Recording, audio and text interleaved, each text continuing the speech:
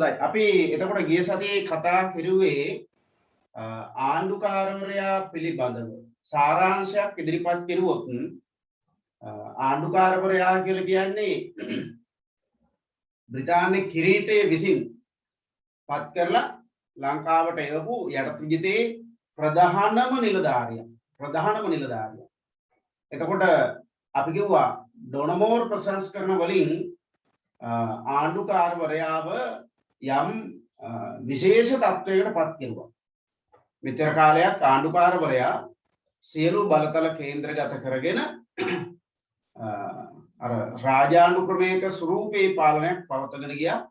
බොහොම ඒකාධිකාරී විදිහට තමයි මේ බලය ක්‍රියාත්මක කරුවේ. නමුත් 1931 දී බ්‍රිතාන්‍ය ආණ්ඩුව ලංකාව සම්බන්ධයෙන් යම් ප්‍රජාතන්ත්‍රවාදී මාවතකට ප්‍රවේශ වෙනවා. ඒ කියන්නේ ලාංකිකයන්ට වගකීම් පවරන්න ගත උත්සාහයක් තමයි ඩොනමෝර් ප්‍රසංස්කරණ තුල අපි දකින්නේ. ඉතින් ඒ නිසා බොහෝ දුරට ආණ්ඩුකාරවරයාව දේශපාලන කටයුතු වලින් ඈත් කරලා මධ්‍යස්ථ තැනක තියන්න තමයි උත්සාහ දරලා තිබුණේ.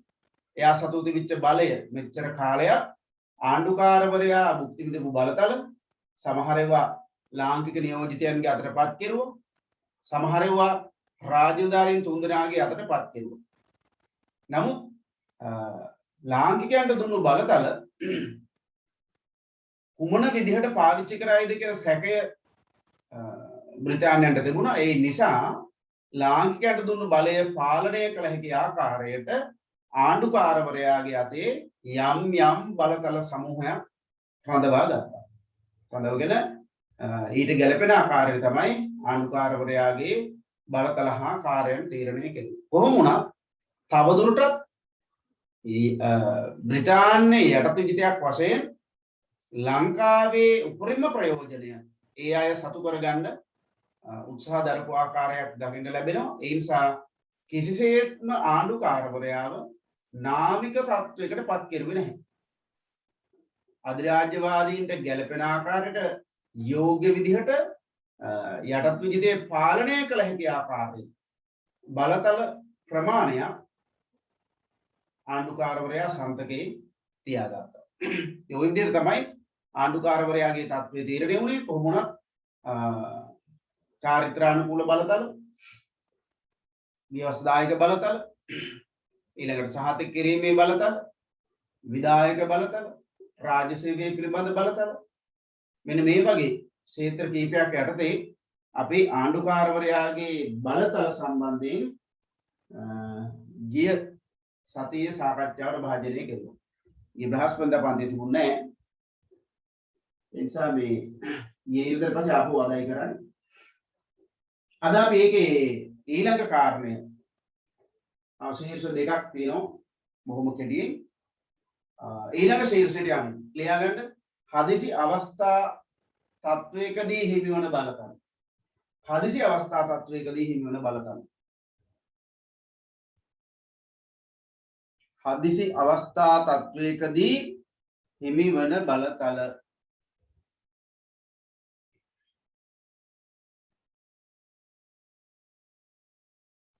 ඔව්. මොකද හදිසි තත්වයක් කියන්නේ? හදිසි තත්වයක්. ටෙලිග්‍රෑම් එකක් ඇවිල්ලා හදිසි තත්වයක්. එහෙමද? හදිසි තත්වයක් කියන්නේ පුතේ රට තුල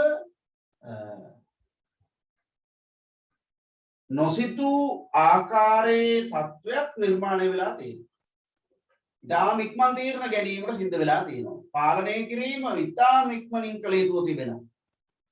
පාලනය නොකළොත් අහිතකර ප්‍රතිඵල විශාල ප්‍රමාණයක් අත්පත් වීමට නියමිතයි.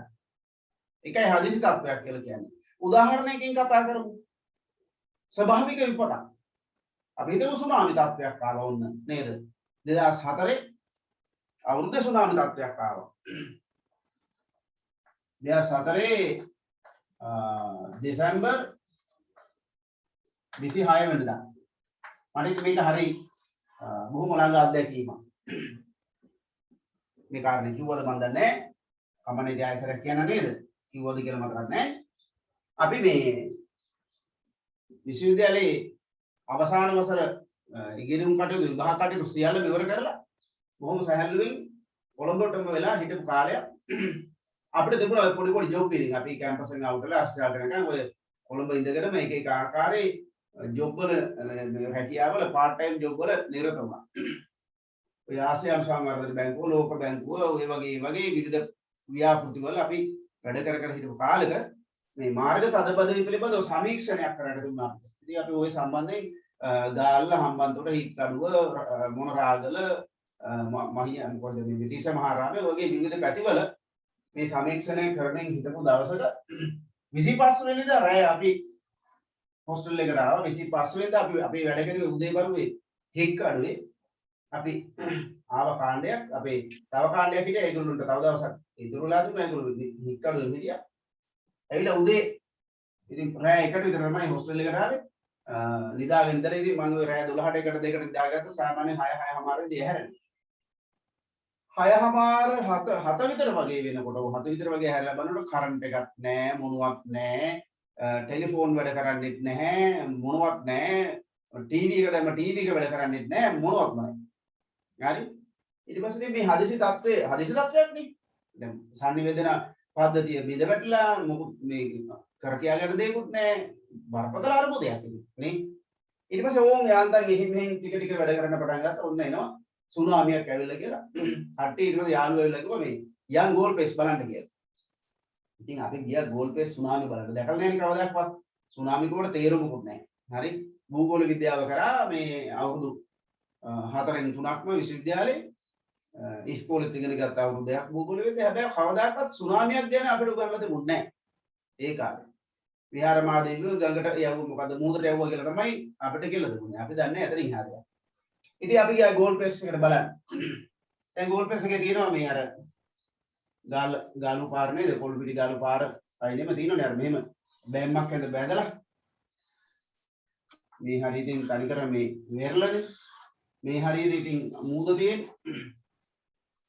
අනේ බලාගෙන ඉන්නකොට මේ මූද ඕන නැතු වෙන ඈතට යනවා. මූද නැහැ. ඉතින් හරි ජොලි අපිත් බලා හිටියා.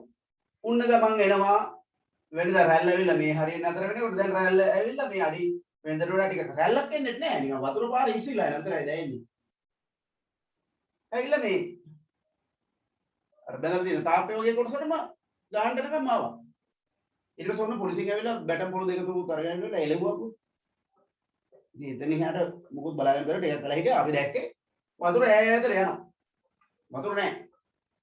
එනවා පේන්නේ ආවට පස්සේ තමයි දකින්නේ රැල්ල එනවා වගේ පේන්නේ රැල්ලක් නැහැ වතුර එනවා ඉස්සෙල්ලා පාරේන පස්සේ තමයි මේ සිද්ධිය දැනගත්තේ ඉතින් මේකයි හදිසි තත්ත්වයක් වෙන්නේ මේ මගේ අත්දැකීම මම කිව්වේ ඒක ලොකු වැදගත්කමක් නැහැ ඒක ඇත්තට මේ මම මොහොන දුන්න තැන හදිසි තත්ත්වයක් නැහැ නමුත් රටේ වෙන තැන් වල හදිසි තත්ත්වයන් පැන නැගුණා මේක ගෝල් පේස් එකට බලපෑවේ නැහැ එතන මේ කොළඹ ඔය වත්තල ඔය හරියට ලොකුවට මේක බලපෑවේ නැහැ හැබැයි පානදුරෙන් එහාට පානදුරෙන් එහා කලුතර නේද ඊට පස්සේ දිස්ත්‍රික්ක වශයෙන් ගත්තොත් කලුතර ගාල්ල මාතර හම්බන්තොට මඩකලපුව අම්පාර ත්‍රිකුණාමලේ යම් ප්‍රදේශයකට ඊට පස්සේ කිලිනොච්චි ඒ වගේ ප්‍රදේශ වලට මේක බලපෑවා විශේෂයෙන්ම කොහෙද අම්පාර මඩකලපුව හම්බන්තොට මාතර ගාල්ල මේ ප්‍රදේශ වලට මේක දැඩිව බලපෑවා අපි බැජ් එකේ මේ කොල්ලෙකු කෙල්ලෙකු තර පැරෑලියේ දුම්රියේ ගිහිල්ලා හොයාගන්නත් නැහැ. අදටත් මේ දුම්රිය ඇඹරිලා ගිහිල්ලා තියෙනවා අපි ගියා බලන්න. හරි. ඉතින් අන්න හදිසි තත්ත්වයක්. නොසිතූ අවස්ථාවක මේ පොඩි දෙයක් කියන්න තියෙන මේ විශාල දෙයක් කියනවා නේද? නොසිතූ අවස්ථාවක අපිට මුහුණ දෙන්න වෙන අත්දැකීමක් තමයි මේ හදිසි තත්ත්වයක් කියලා කියන්නේ. ඉතින් ස්වභාවික විපත් වෙන්න පුළුවන් අර වගේ. එහෙම නැත්නම් ත්‍රස්තවාදී ප්‍රහාරයක් වෙන්න පුළුවන්. ආක්‍රමණයක් වෙන්න පුළුවන්. එහෙම නැත්නම් රටේ ආර්ථිකය බරපතල විදිහට බිඳ වැටීමක් වෙන්න පුළුවන්.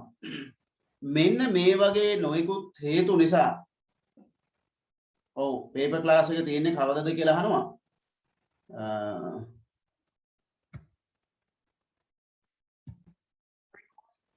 right එතකොට දැන් මෙන්න මේ වගේ තත්ත්වයන් ඇති වෙච්චාම ඉතින් හදිසි තීන්දුව తీරන ගන්න වෙනවා. හරි ඔය වගේ හදිසි තත්ත්වයන් මතුවෙච්චාම අන්න ඒ සම්බන්ධයෙන් බලයක් ආණ්ඩුකාරවරයාට දීලා තිබුණා. මේ වගේ හදිසි තත්ත්වයක් නැති වුණාම ඕනෑම දෙපාර්තමේන්තුවක් තමා යටතට පවර ගන්න එහෙම නැත්නම් රටේ භාණ්ඩ මිල සම්බන්ධයෙන් තීරණ ගන්න මිල පාලනය කරන්න හරි එහෙම නැත්නම් අර කාරක සභා මොනවද තියෙන්නේ ඒ ඇමතුරු යටතේ තියෙන බලතල ආණ්ඩුකාරවරයාට ගන්න හරි මෙන්න මේ වගේ කාරණා කීපයක් තිබුණා හරි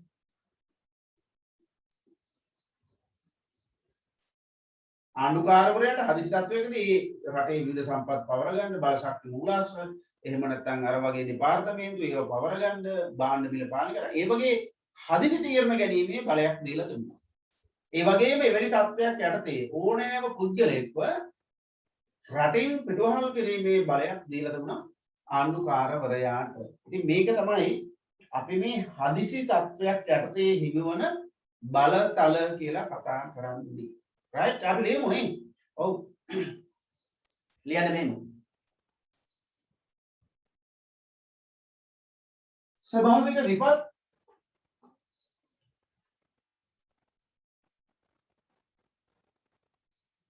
ආරක්ෂාව පිළිබඳ ගැටලු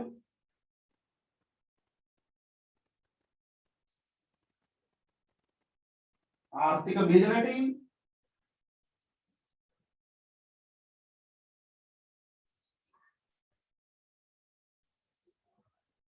හදිසි තත්වයන් ලෙස සැලකේ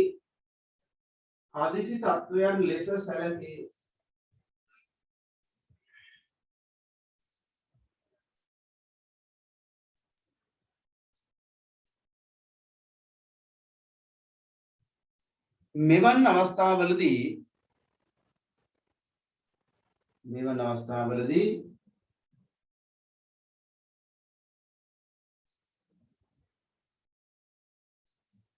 ඕනෑම දේපලක්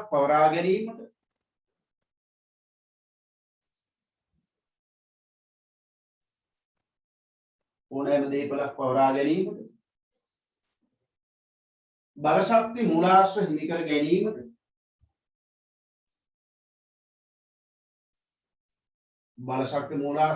ගැනීමට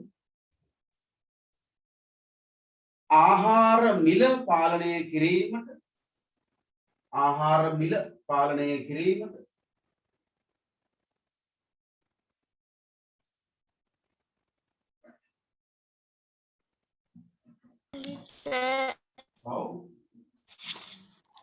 මොකක්ද කියේ බලශක්ති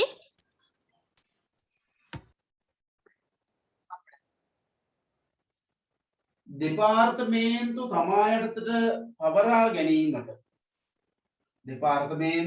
යටතට පවරා ගැනීමට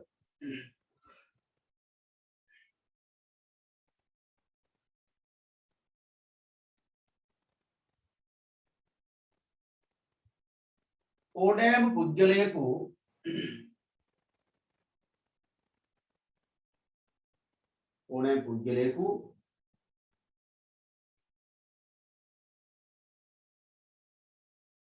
රටින් පිටුවහල් කිරීමට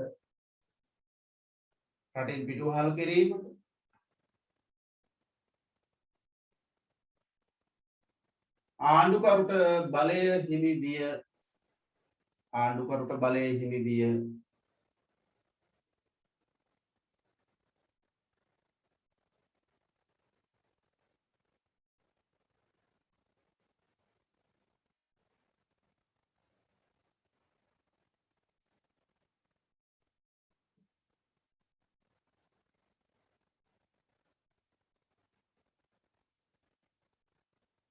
අවසාන ශීර්ෂය ලියන්න විශේෂ මූල්‍ය බලතල විශේෂ මූල්‍ය බලතල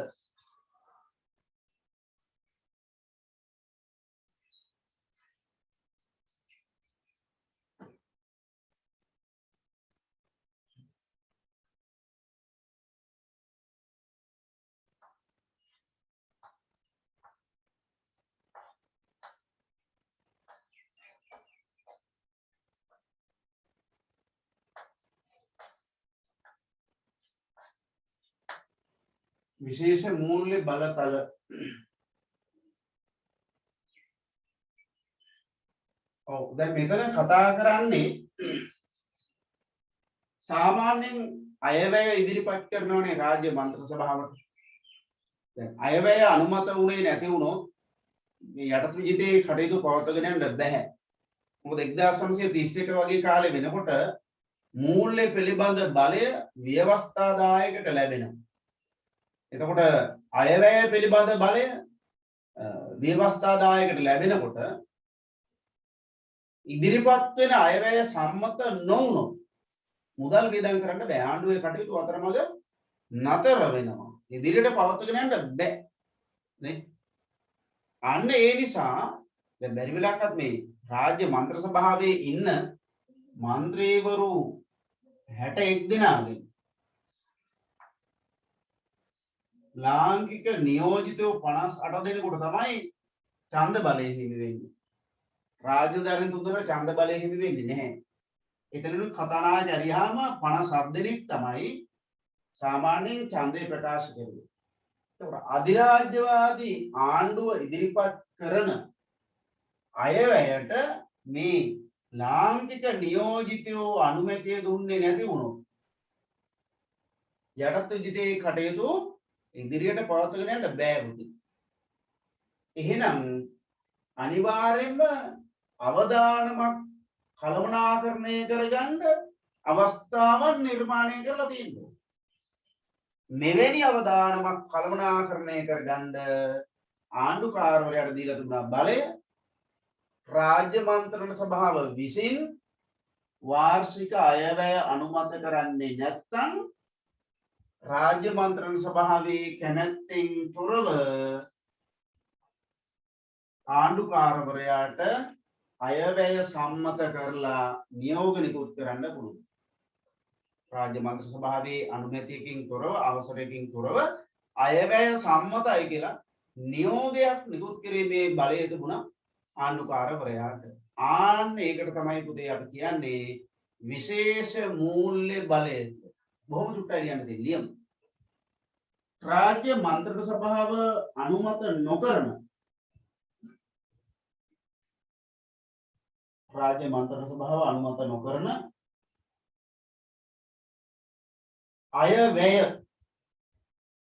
අයවැය විසර්ජන කෙටුම්පත කියන්නේ ඒකට තමයි. අයවැය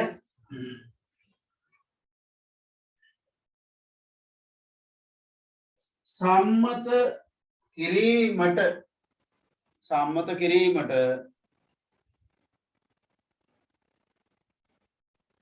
ආණ්ඩුකරුට බලය හිමි විය. ආණ්ඩුකරුට බලය හිමි විය. right එහෙනම් ඔන්න අපි බලනවා දැන් ඔය තමයි ආණ්ඩුකාරවරයාට හිමි කර දුන්නු බලතල.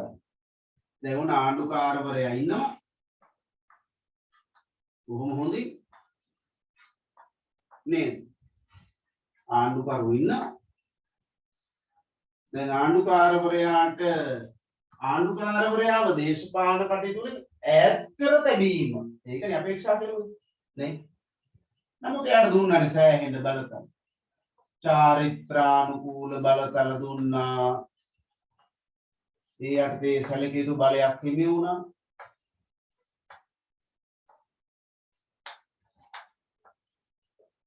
ඊළඟට සහතික කිරීමේ බලතල දුන්නා.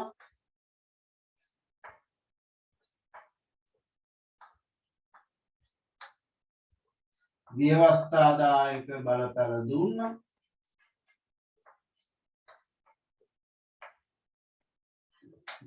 විධායක බලතල දුන්නා.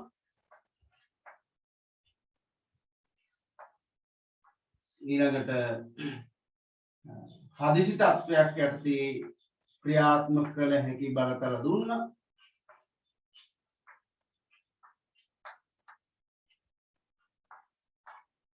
විශේෂ මූල්‍ය බලය දුන්නා.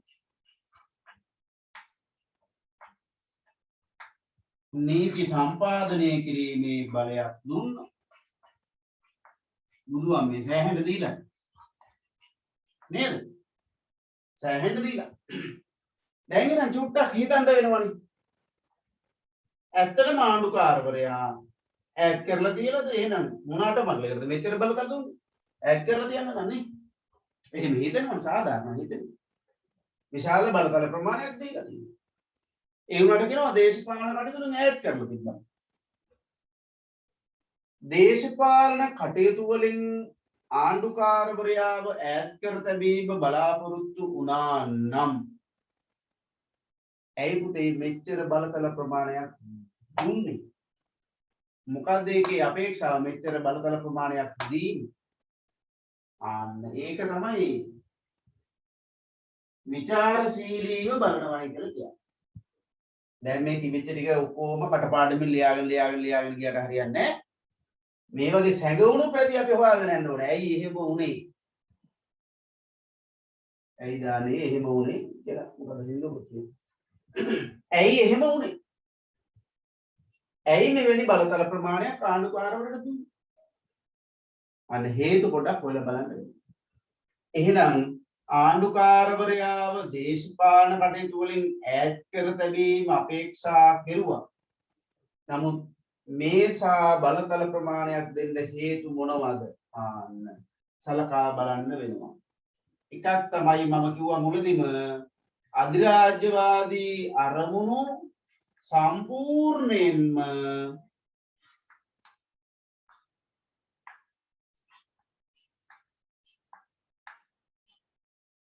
සම්පූර්ණයෙන්ම පහව ගිහිල්ලා ඒ කියන්නේ අධිරාජ්‍යවාදීන්ගේ අරමුණු 1815 උඩරට අල්ල ගන්නකොට තිබිච්ච අරමුණු සම්පූර්ණයෙන්ම දැන් ඉවත් වෙලා ගිහිල්ලා. ඉතින් එහෙනම් අපරාධනේ මේ සම්පූර්ණ 1931 නිදහස දුන්නා. ගෙදර ගියා. ඉවරයි වැඩේ. එහෙම කරේ නෑනේ. එහෙනම් ඒකෙන් ප්‍රකාශ වෙන එක කාරණයක් තමයි පුතේ අධිරාජ්‍යවාදී අරමුණු 100%ක්ම බැහැර වෙලා නැහැ. තව දුරටත් ඒගොල්ලන්ට මේ යටතු ජිතේ සම්පත් ඒගොල්ලන්ගේ ප්‍රයෝජනෙ පිණිස යොදා ගැනීම බලාපොරොත්තු වෙනවා. හැබැයි ඒකට මේ ලාංකිකයන්ට දුන්නු බලතල ඒකට බාධාකාරී වෙන විදිහට හසුරුවයිද අධිරාජ්‍යවාදී අරමුණු වලට තර්ජනයක් වෙන විදිහට ලාංකිකයෝ හැසිරෙයිද? එහෙම වුණොත් එසේ හැසිරෙන ලාංකිකයන් එසේ හැසිරෙන අයව පාලනය කිරීම සඳහා බලයක් තියෙන්න ඕනේ. අධිරාජ්‍යවාදීන් වෙනුවෙන් පෙනී හිටන කුමන හෝ කෙනෙකුට යති. එහෙනම් ආණ්ඩුකාරවරයාට මෙවැනි බලතල සමූහයක් දුන්නා. ලාංකිකයෝ මේ බලතල අධිරාජ්‍යවාදී තර්ජනයක් වෙන විදිහට භාවිතා කරනවා නම් ආණ්ඩුකාරවරයාට දුන්නු බලය හරහා ලාංකිකයන්ව පාලනය කරන්න පුළුවන්කම දෙනවා. ඔන්න ඒක අරමුණ. ඒක කාරණයක්. දෙක ප්‍රථම වතාවට සැලකිය යුතු වගකීම් සමූහයක් පැවරුණා. එවැනි වගකීම් සමූහයක් පවරපුවාම ඒ වගකීම් අනිවාර්යෙන්ම සිංහල බහුතරයකගේ අතට යන්නේ. සිංහල බහුතරයක් නේද? සිංහල බහුතරය. වියස්දායකේ නියෝජනයෙන් ගත්තොත් සිංහලයි බහුතරය. එහෙනම් සිංහලයිගේ අත තමයි මේක යන්නේ. එතකොට කල්පනා කරුවා එහෙනම් සුළු ජාතීන්ට අහිතකර විදිහට මේ අය මේ බලය භාවිතා කරයිද? එහෙනම් එහෙම වුණොත් මේ සිංහල ජන කණ්ඩායම් පාලනය කළ යුතුයි. ඒ නිසාන්න මොකද කරුවේ? අධිරාජ්‍යවාදීන් අතේ සැලකිය යුතු බලතල ප්‍රමාණයක් තියාගන්න. ඊළඟට රටේ මූල්‍ය ස්ථාවරත්වයට තර්ජනයක් වුණොත් රටේ මූල්‍ය ස්ථාවරත්වයට තර්ජනයක් වුණොත් එවන් අවස්ථාවලදී ඒ මූල්‍ය තත්වයන් කළමනාකරණය කරන්න පුළුවන් ආකාරයට තමයි ආණ්ඩුකාරවරයාට බලය දුන්නේ. උඩින්ම කියනවා නම් මේ හරකට යන්න දීලා තියෙනවා. හරකත් හිතාගෙන නිදහසේ යන්න පුළුවන් අපිට දැන්. හැබැයි කඹේ ටිකක් දිගට දාලා දිනවා. නිදහසේ යන්න පුළුවන් කියලා හිතනවා. හැබැයි කඹේ කෙළවර තියෙන පුතේ ආණ්ඩුකාරවරයාගේ අතේ. ආණ්ඩුකාරවරයා කල්පනා කරන සීමාවෙන් එහාට හරක යනවා. ලණුවෙන් ඇදලා ගන්නවා සීමාවෙන් එහා. දැන් මේ මොනවාද ඒවා කියලා ඉවරලා නේද? හරක කවුද ලණුව කවුද කියලා හොයන්න කල්පනා වෙන්න එපා. එහෙම අමාරු වැටෙන්න එපා. මම මේ කියන්නේ ලාංකිකයන්ට දුන්නු බලතල ලාංකිකයන් අවභාවිතා කරනවා නම් හෝ ඒ බලතල සුළු ජාතීන්ට අහිතකර විදිහට හසුරවනවා නම් හෝ රටේ මූල ස්ථාවරත්වයට බාධා වෙන විදිහට ඒ බලතල ක්‍රියාත්මක කරනවා නම් හෝ අධිරාජ්‍යවාදී අරමුණු වලට බලපෑමක් වෙන විදිහට ඒ බලතල ක්‍රියාත්මක කරනවා නම් හෝ ඒ බලතල පාලනය කිරීම සඳහා තමයි ආණ්ඩුකාරවරයාගේ අතේ තියාගන්නේ.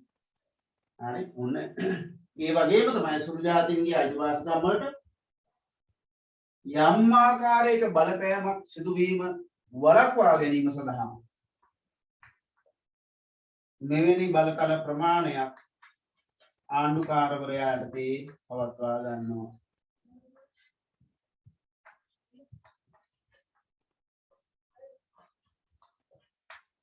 එහෙනම් ඔන්න අපිට දැන් පැහැදිලි මධ්‍යස්ථ තත්වයකින් තියන්න අපේක්ෂා කරලා ඇයි මේ වගේ බලතල සමූහයක් ආණ්ඩුකාරවරයාට දුන්නේ.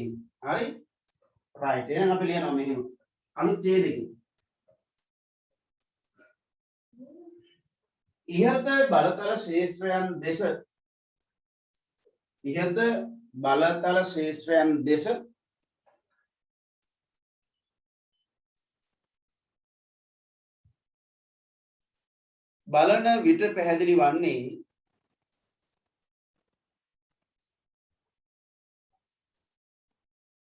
බලන විට පැහැදිලි වන්නේ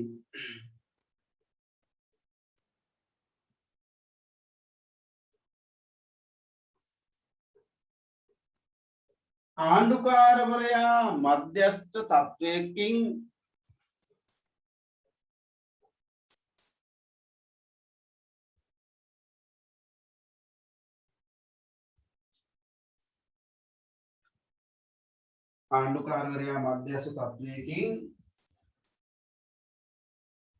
පවත්වා ගැනීම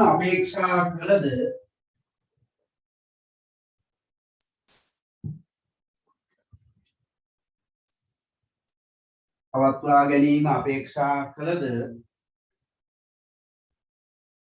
ඔහුට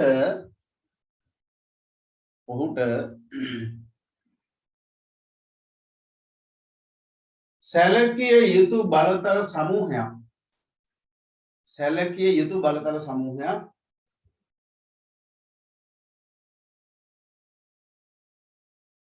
ලබා දී ඇති බවයි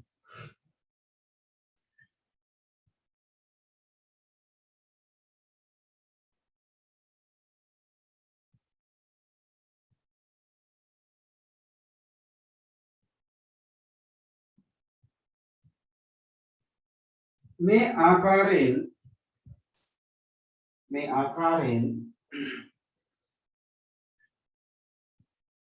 ආණ්ඩුකාරවරයාට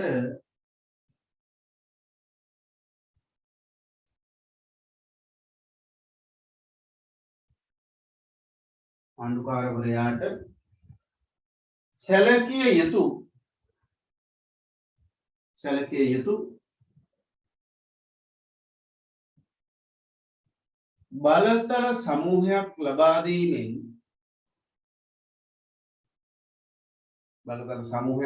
දීමෙන්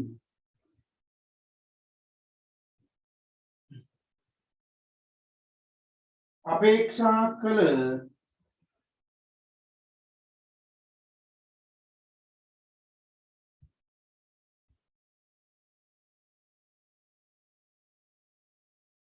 අරමුණු කිහිපයකි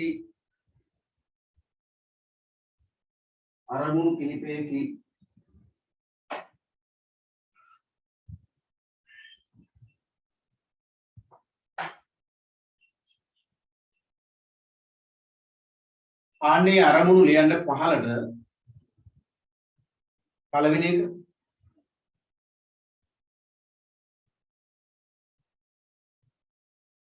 ලාංකිකයන්ට පවරන ලද වගකීම්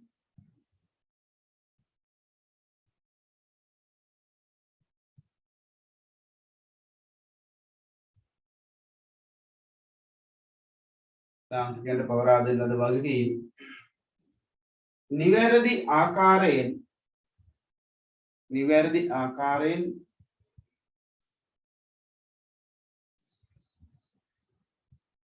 ක්‍රියාවට නැංවීම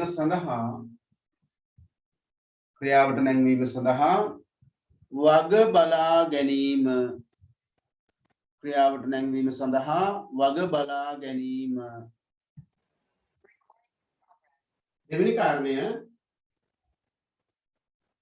රාජ්‍ය මූල්‍ය ස්ථාවරත්වය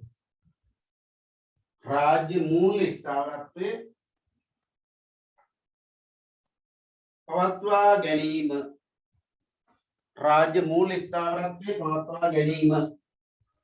සර් ඔය දෙවනි කරුණ අවුත දෙවෙනි කාරණය කියන්නේ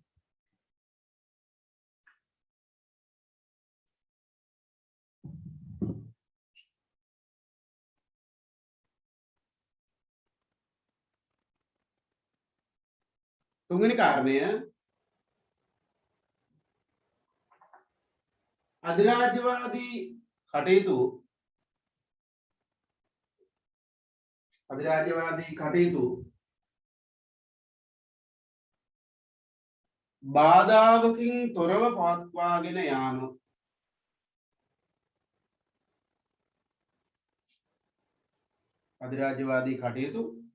බාධාවකින් තොරව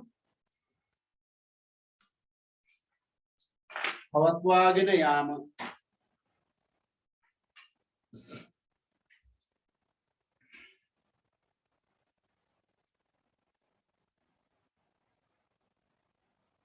හතරවෙනි කාරණය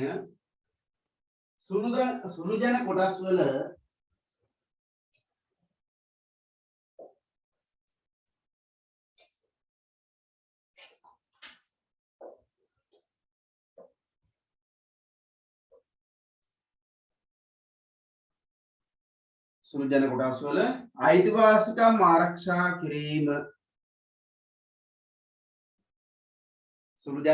අයිතිවාසිකම් ආරක්ෂා කිරීම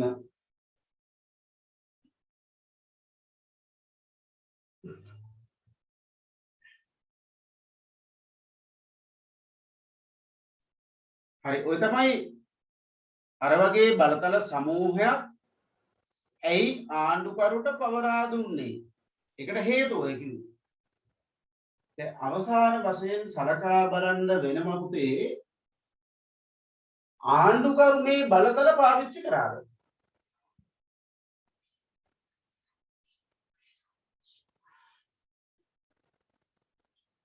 චාරිත්‍රානුකූල බලතල කියන ඒවා පාවිච්චි කරන සාමාන්‍ය නේද ඔව් නමුත් එතන තිබුණානේ ලාංකිකයන්ට බලපෑම් කළ හැකි ආකාරයේ කාරණා තිබුණානේ උදාහරණයකින් ගත්තොත් දැන් හදිසි තත්ත්වයක් යටතේ දෙපාර්තමේන්තු පවරා ගැනීම කරාද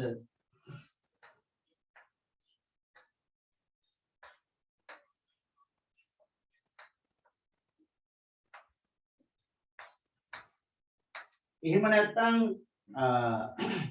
පණක් කිඩුම්පතක් සම්බන්ධයෙන් නිෂේධ බලය යෙදෙව්වද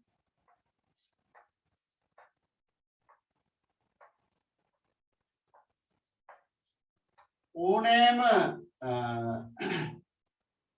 කාර්ය සභා සභාපතිවරයෙක්ව අමාත්‍ය මණ්ඩලයට පත් නොකර ඉන්න පුළුවන්. එහෙනම් කුමන හෝ කාර්ය සභිකේ අමාත්‍ය මණ්ඩලයට පත් නොකර හිටියද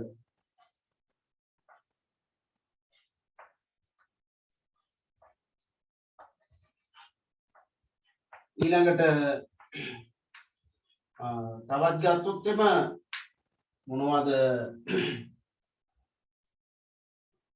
හදිසි තත්ත්වයන් යටතේ නීති පනවන්න බලයක් තිබුණා. තමාට අභිමත ආකාරයෙන් එහෙනම් රාජ්‍ය මන්ත්‍රණ සභාවේ අනුමැතියකින් තොරව නීති පැනවීමක් කළාද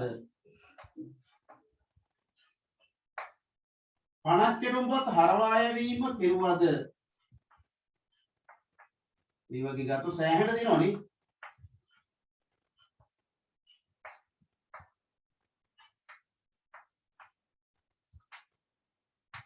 තුනෙන් දෙකක කැමැත්ත විමසලා රාජ්‍ය මන්ත්‍රී සභාවට යොමු කෙරුවද? එහෙනම් විශාල බලතල ප්‍රමාණයක් තිබිලා තියෙන මොනවද කිව්වත් නේ? ඒ දුන්නු දැන් දීලා තියෙන බලතල දැන් ආණ්ඩුවල ඉන්න අය උපරිම භාවිතා කරනවා. භාවිතා කරනවා විතරක් නෙමෙයි විවිධ උපාය මාර්ග හොයාගෙන ගිහිල්ලා කපට විදිහට ඒ බලය අයිතු ආකාරයෙන් භාවිතා කරනවා නේ. මම කියන්නේ දැන් කියන්නේ මේ වර්තමාන රාජ්‍ය නායකයා විතර නෙමෙයි මම කියන්නේ. ලංකාවේ නිදහස් ශ්‍රී ලංකාවේ සමස්ත දේශපාලකයෝ සමස්ත ආණ්ඩු ගැන මම කියන්නේ. දැන් බලය තමන්ට නැති බලයක් හොයාගෙන ඉහිලා භාවිතා කරනවා. ඒක මොන ක්‍රමයක් උපායක් යොදලා හරි භාවිතා කරනවා. නමුත් පුතේ ඉතින් ඇත්තටම ගත්තොත් ආණ්ඩුකාරවරයා ඒ තමන්ට කොපමණ බලතල හිමි වුණත් ඒ බලතල තමන්ට අවශ්‍ය පරිදි පාලනය කරන්න භාවිතයට ගන්න ගියේ නැහැ. භාවිතා කරන්න ගියේ නැහැ. එයා මේ බොහොමයක් බලතල භාවිතා නොකර හිටියා. දැන් අපි සරල උදාහරණයකින් ගත්තොත් රාජ්‍ය මන්ත්‍රී සභාවට 50 කිටුම්පත් හරවා යැවීම කෙරුවා නැත්තේ නැහැ. හැබැයි ඒක කෙරුවේ තමන්ගේ කැමැත්තට නෙවෙයි. අමාත්‍ය මණ්ඩලයේ අදහස් විමසලා අමාත්‍ය මණ්ඩලයේ අදහස් අරගෙන තමයි එවැනි හරවා යැවීමක් කෙරුවනම් කෙරුවේ. කිසිම අවස්ථාවක 50 කිටුම්පතක් සම්බන්ධයෙන් නිෂේධ බලය යොදලා නැහැ. ඒ කියන්නේ 50 කිටුම්පත් අවලංගු කිරීමක් කරලා නැහැ. කිසිම අවස්ථාවක කාර්ක සභිකයෙක්ව අමාත්‍ය මණ්ඩලයට පත් නොකර හිටියේ නැහැ. තමන්ට අවශ්‍ය ආකාරයට නීති පනවන්න ගියේ නැහැ. දෙපාර්තමේන්තු තවායතන පවරා ගැනීම කෙරුවේ නැහැ. එහෙනම් අන්න බලන්න ආණ්ඩුකාරවරයාට විශාල බලතල ප්‍රමාණයක් හිමි වුණත් එයා ඒ බලතල භාවිතා කිරීමෙන් හැකියතා වැළකී හිටියා. ඒ නිසා පුතේ අපේ ආණ්ඩුකාරවරයා ගැන කියන්න තියෙන්නේ ආණ්ඩුකාරවරයා ප්‍රතිසංස්කරණ වලට අනුනාමික උනේ නේ. හැබැයි ක්‍රියාත්මක වීමේදී එයාටම යම් ආකාරයක සංවරණයක් යොදාගෙන හිටියා. ඒක අර 1789 ඉඳන් ඇමරිකාවේ ජනාධිපතිවරයෙක් දර පුද්ගලයා වගේ ජෝර්ජ් වොෂින්ටන් අවුරුදු 4කින් මැතිවරණට ඉදිරිපත් වෙනවා කියන එක එයාම දාගත්ත කොන්දේසියක්. කොහෙවත් විවස්ථාව තිබුණේ නැහැ. ඊට පස්සේ අවස්ථා දෙකක් দূරේ දරලා ගෙදර ගිය එක එයාම ඒක නිර්මාණය කරගත්තා. සමහර මිනිස්සු ඉන්නවා මේ මිනිස්සු මේ බලය පිළිබඳව අධික ලෙස තණ්හා වෙලා නැහැ. විශේෂයෙන්ම බටහිර රටවල් වල බොහොමයක් බටහිර රටවල් වල බලය අධික ලෙස භාවිතා කරන්න කැමති නැහැ. ඒගොල්ලෝ වැඩි හරියක් නිදහසට තමයි ප්‍රියමනාප වෙන්නේ. නැත්නම් එහෙම අය හිටියා. දැන් උදාහරණයක් විදිහට ගත්තොත් ඇමරිකාවේ හිටපු ජනාධිපති රිචඩ් නික්සන්. හරි. රිචඩ් නික්සන් ගත්තොත් එනවා නෑ රිචඩ් නික්සන් නෙමෙයි. එයා 70 ගණන් වලදී ෆ්‍රැන්ක්ලින් රුස්වෙල්ට් ගත්තොත් එනවා රුස්වෙල්ට් 4 වරක් ජනාධිපති වුණා ඇමරිකාවේ. අර සම්ප්‍රදායික වශයෙන් ආපු දෙපාරයි දූරය දරන්නේ අවුරුදු 4යි ඉන්නේ. ඒ කතන්දරේ වෙනස් වෙනවා 1932 පස්සේ. රුස්වෙල්ට් 32 තමයි ඇමරිකාවේ ජනාධිපතිවරට පත් වෙන්නේ 1932. ඒතර මීට පෙර ජනාධිපතිවරු අවුරුදු 4යි දෙකක් හිටියා. 8යි ඔක්කොම ගෙදර ගියා. නමුත් මේ රුස්වෙල්ට් 1932 ජනාධිපතිවරට පත් වෙලා 1936න් පළවෙනි ධූරය ඉවරනවා.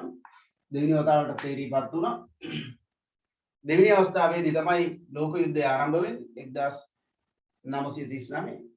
ඊට පස්සේ එයා ජනතා හමුවට ගියා තුන්වෙනි අවස්ථාවකුත් ඉල්ලගෙන තුන්වෙනි වතාවටත් ජනාධිපතිට ඉදිරිපත් වෙලා යුද්ධය අවසන් කරන්න මට පුළුවන් කියන මානසිකත්වයෙන් ගියා. 1940 ඉවරයි. 40 එයා ජනාධිපති 44 දක්වා.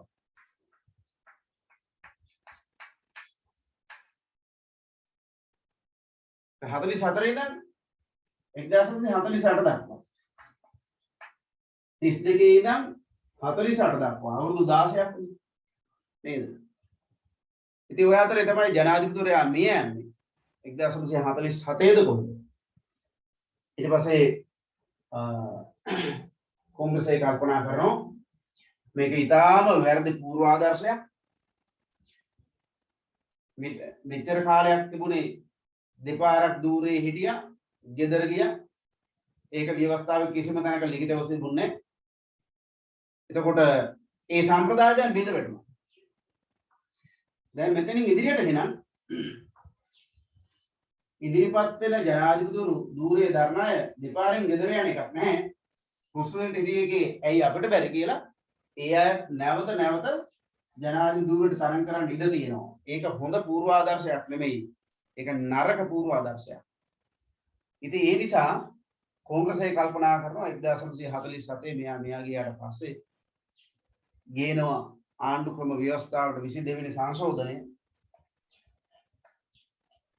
ඒ 22 වෙනි සංශෝධනයේ ව්‍යවස්ථාවට ලිඛිතව එකතු කරනවා ජනාධිපතිවරයාගේ නිල කාලය අවුරුදු 4යි දූරේ දරන්න පුළුවන් අවස්ථා 2යි කියනවා. 1952 ඉඳන් ක්‍රියාත්මක වෙනවා. ඉතින් මේ රුස්වෙල්ට් සහ තවත් 14ක් හැර ඇමරිකාව වගේ බලවත් රටක පවා බලය අයුතු ලෙස භාවිතා කරන්න තියෙන කැමැත්ත ඉතාම අවමයි. ඒගොල්ලෝ ඕනෑ මොහොතක දූරෙන් ඉල්ලාස් වෙන්න සූදානම් කැමති ඉදාලා යන්නේ. මෑත දවස්වලත් දැක්ක නේද ඔය එක රටවල අගමැතිවරු පවා නේද ජපානයේ අගමැති ඉල්ලාස් වුණා. නව ශ්‍රීලන්තේ නෑ ගෑනු කෙනෙක් නෙවෙයි ඉස්සලා ඉල්ලාස් වුණේ. එතකොට එංගලන්තේ අගමැතිනිය කොරෝනා වලට කලින් ඉල්ලාස් වුණා. එයාට කලින් හිටපු ඩේවිඩ් කැමරන් ඉල්ලාස් වුණා නේද? ඉතාලිය අගමැති ඉල්ලාස් වුණා මේ මෑතකදී. ඉතින් අපේ අය බලයට ඉතාම ලැබී කැමති. ඒ නිසා තමයි අර වගේ කොන්දේසි ටිකක් දැන් හරි කොහොම වුණත් ආණ්ඩුකාරවරයා මේ බලතල භාවිතා කෙරුවේ නැති කියන කාරණය පැහැදිලි නේ. ආණ්ඩුකාරවරයාට මේ බලතල හිමි වුණාට ආණ්ඩුකාරවරයාගේ බලතල ඒ ආකාරයෙන්ම භාවිතා කරන්න ගියේ නැහැ. ඒ නිසා ඒක ආණ්ඩුකාරවරයා සම්බන්ධයෙන් අනිවාර්යෙන්ම ඔයාලා ලියන්න ඕනේ. අපි ලියමු අනුච්ඡේදය.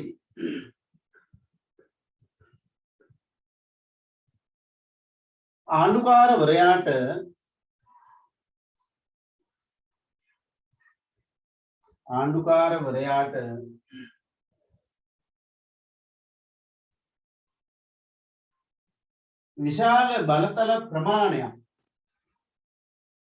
විශාල බලතල ප්‍රමාණයක් හිමි වුවද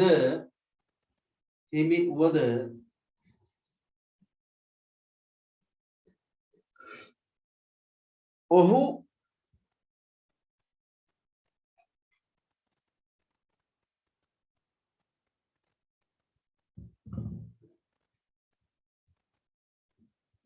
එම බලතල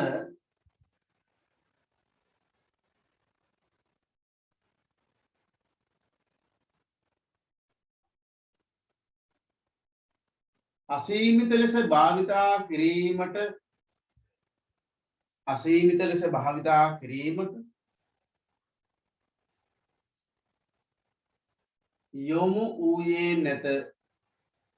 යොමු වූයේ නැත.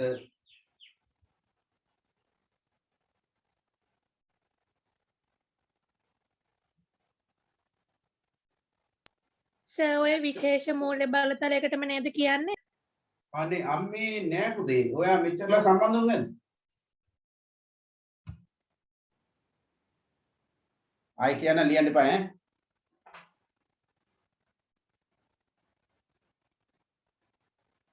අනේ මගේ පුතා කියන්නේ ටික.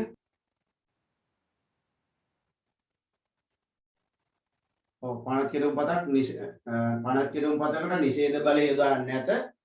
එසේම පණක් කිරුම් පතක් සම්බන්ධයෙන් 3න් 2ක పూర్ව අනුමැතිය ඉල්ලා සිටියේද නැත. පනත් කිරුම් පතක් සම්බන්ධයෙන් 3න් 2ක పూర్ව අනුමැතිය ඉල්ලා සිටියේද නැත.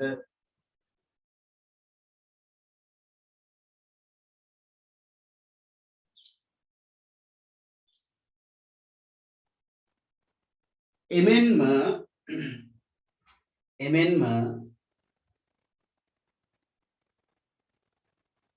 හදිසි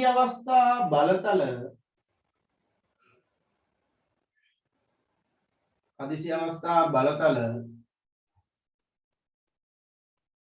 භාවිතා කළේද නැත.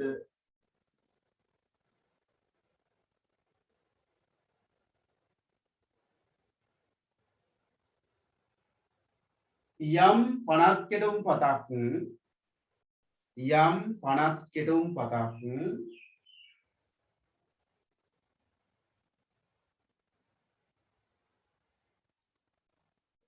රාජ්‍ය මන්ත්‍රණ සභාව වෙත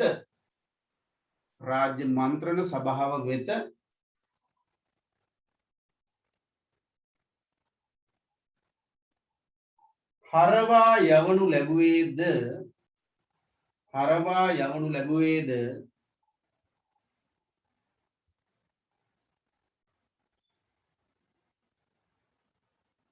අමාත්‍ය මණ්ඩලයේ කැමැත්ත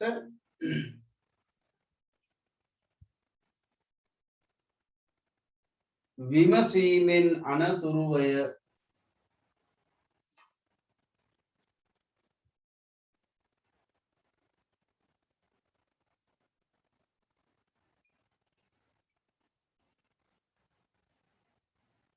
මෙයින් පෙනියන්නේ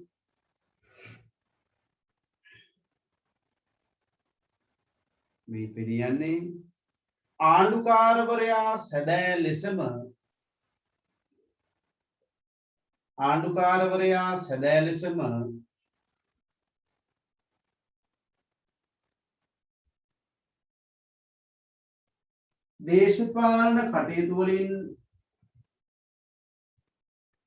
දේශපාලන කටයුතු වලින් ඈත්ව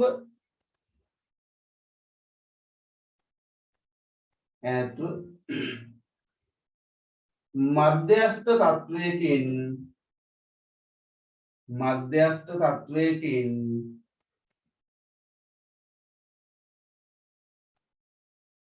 කටයුතු කර ඇති බවයි.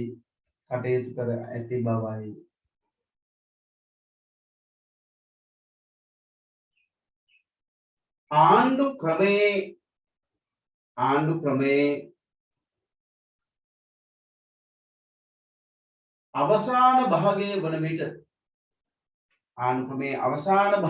වන විට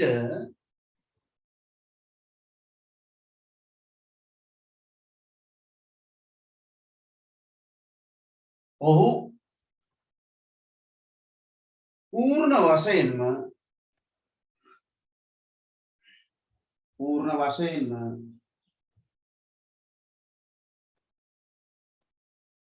නාමික තත්වයකින් කටයුතු කළේය.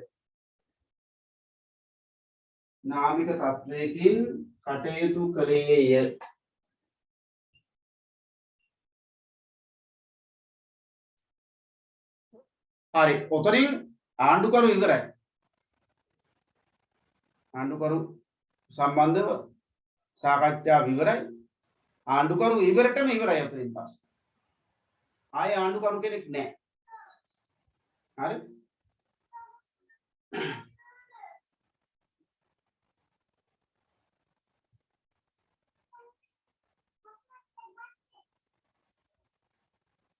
හරි, එහෙනම් අපි ලියමු මාතෘකාව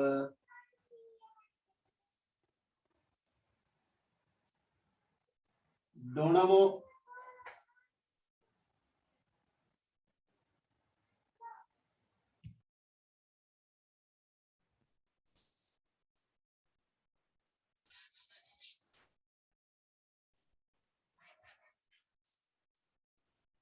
මෙයට මාතෘකාව අමාත්‍ය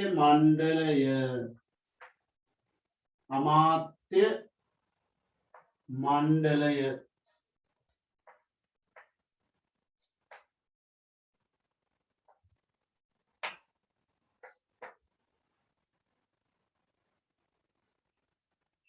අමාත්‍ය මණ්ඩලය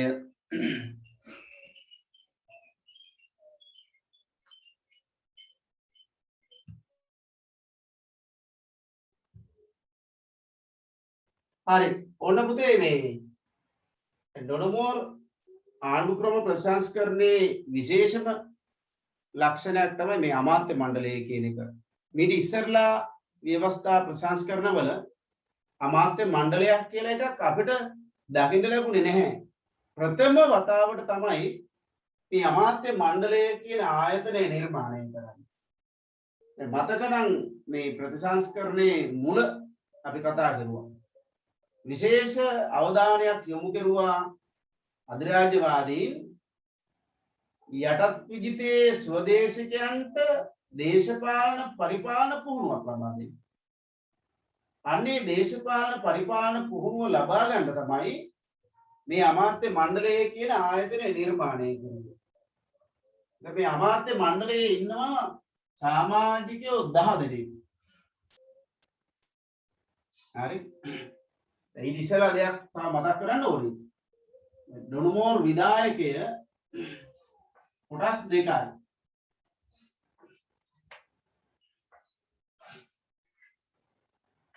එක කොටසක් තමයි දැන් අපි ඉස්සෙල්ලා කතා කරන්නේ. ආණ්ඩුකාරවරයා.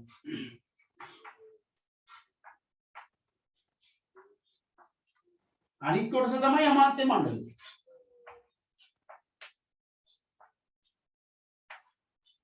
එතකොට එහෙමනම් අමාත්‍ය මණ්ඩලය කියලා කියන්නේ විධායක කටයුතු භාරව තිබිච්ච ආයතනයක්.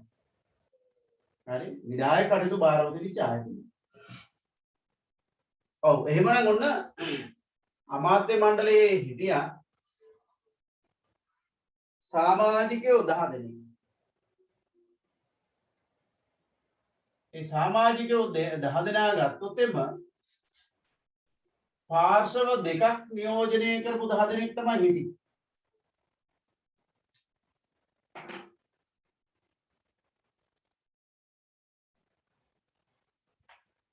පාර්ශව දෙකක් නියෝජනය කරේ. කවුද? අධිරාජ්‍යවාදී නියෝජනය කරමින් රාජ්‍ය නිලධාරීන් 3 දෙනා අමාත්‍ය මණ්ඩලයට පත් වුණා. හරි. රාජ්‍ය නිලධාරීන් 3 දෙනා අමාත්‍ය මණ්ඩලයේ සමාජිකයන් විදිහට ඉන්නවා. ඒකට 3 දෙනායිනේ. ඊළඟට කාරක සභා 7 හිටියනේ සභාපතිවරු 7 දෙනෙක්. සර් පේන්නේ නැහනේ. එතන පේන්නේ නැද්ද බෝඩ් එක? බෝඩ් එක පේන්නේ නැද්ද නැත්නම් සිග්නල් අඩුවද? දැන් පේනවද? බෝඩ් එක පේන්නේ නැහැ.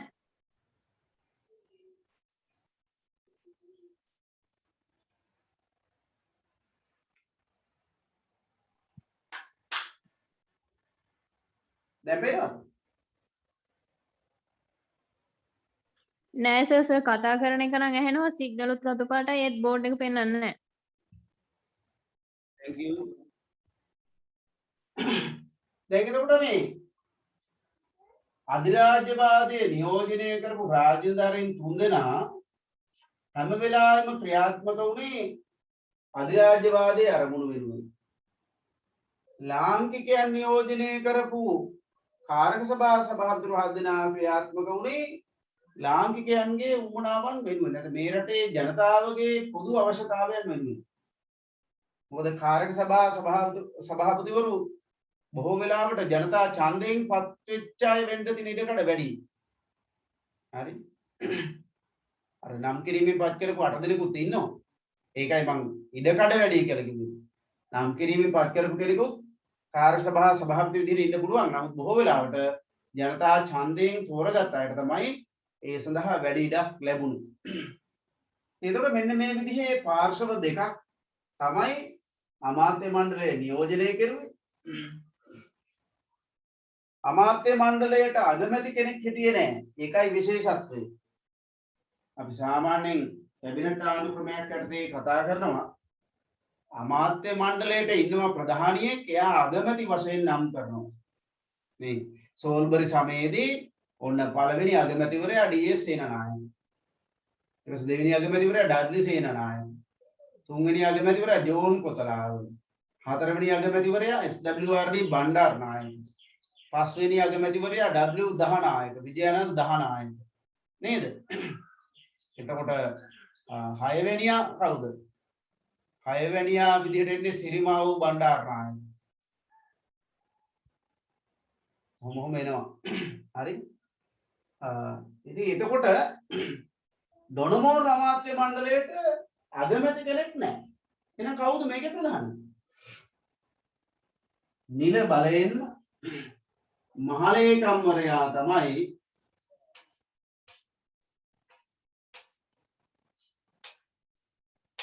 අමාත්‍ය මණ්ඩලයේ ප්‍රධානියා බවට පත් වුණා. නමුත් එයාට අගමැති කියලා කිව්වේ නැහැ. නිසා මතක තියාගන්න ඩොනමෝර් අමාත්‍ය මණ්ඩලය කියලා කියන්නේ අගමැතිවරයෙකුගෙන් තොර අමාත්‍ය මණ්ඩලයක්.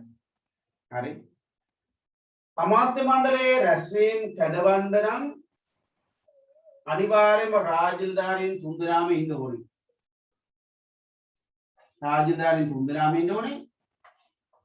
කාරක සභා සභාපතිතුරු 7 දෙනාගෙන් 3 දෙනෙක් ඉන්න ඕනේ. එහෙම නැතුව අමාත්‍ය මණ්ඩලයේ රැස්වීම කැඳෙව්වට ඒව වළංගු නැහැ. හරි. අපි මේ ටික ලියාගෙන ඊට පස්සේ බලමු අමාත්‍ය මණ්ඩලයේ කාර්යය මොනවද කියලා නේද? ඔව් ලියන්න මේ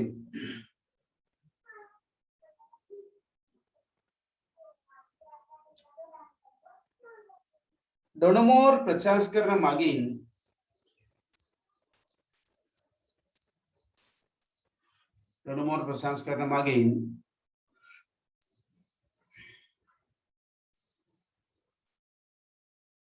අලුතෙන්ම නිර්මාණය කළ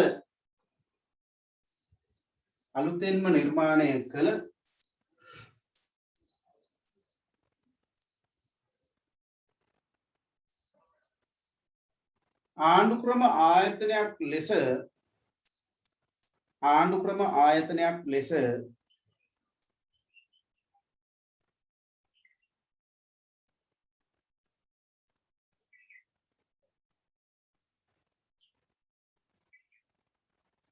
අමාත්‍ය මණ්ඩලය පෙන්වා දිය හැකිය.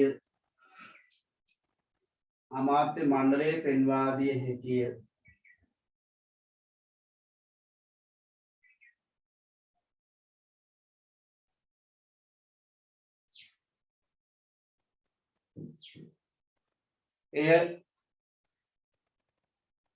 සමාජිකයන් දස දෙනෙකුගෙන් සමන්විත විය.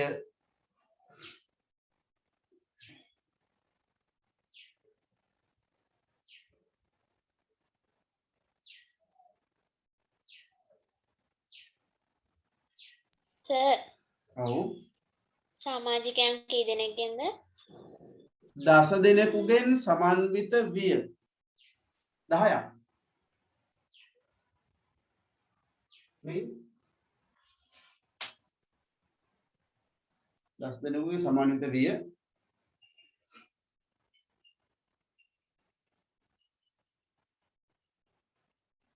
ඔවුන් ආණ්ඩුකාරවරයා විසින් පත් කළේය.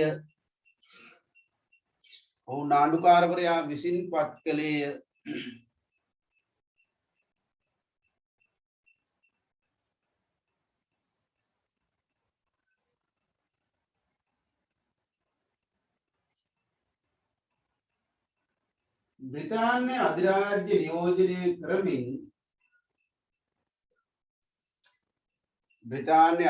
නියෝජනය කරමින්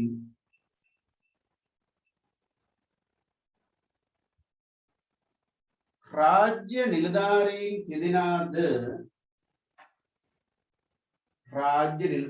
තිදෙනාද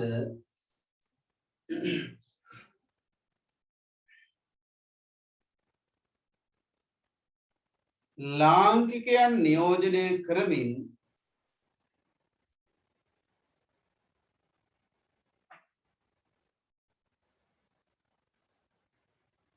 කාරක සභා සභාපතිවරු 7 දෙනාද කාරක සභා සභාපතිවරු 7 දෙනාද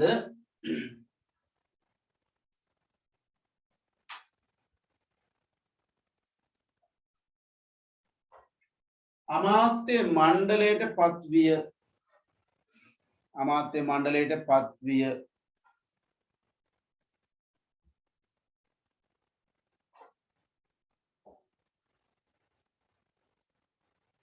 ඔව් දැන් පුතේ ඕකේ highlight කරගන්න රාජ්‍ය නිලධාරීන් 3 දෙනා කියන එකයි කාරක සභා සභාපතිවරු 7 දෙනා කියන එකයි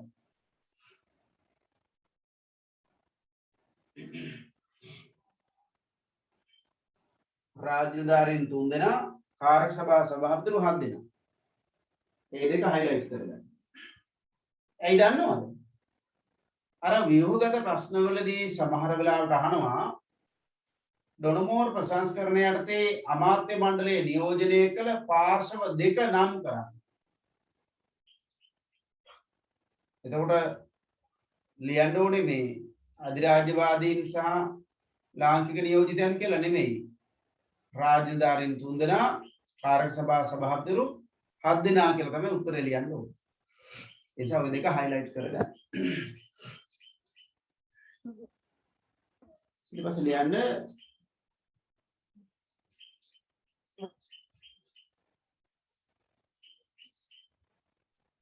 අනුච්ඡේදය කියන්නේ මහලේකම්වරයා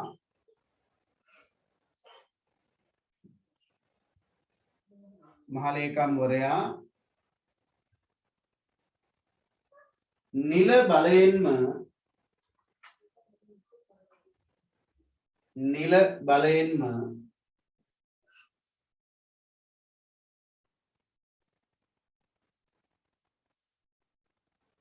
අමාත්‍ය මණ්ඩලයේ ප්‍රධානියා බවට පත් වූ අතර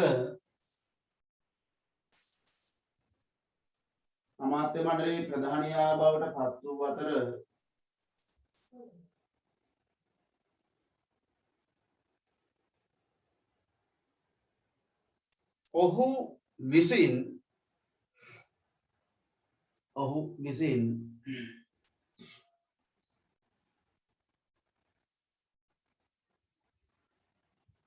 අමාත්‍ය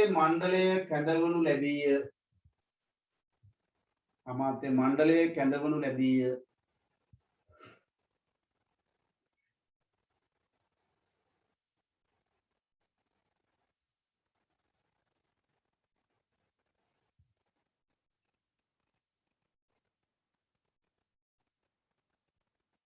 එමෙන්ම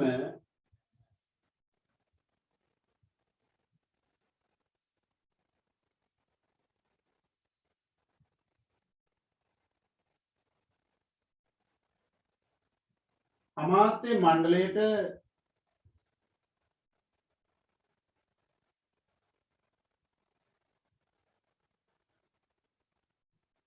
උපසභාපතිවරයෙක්ද විය.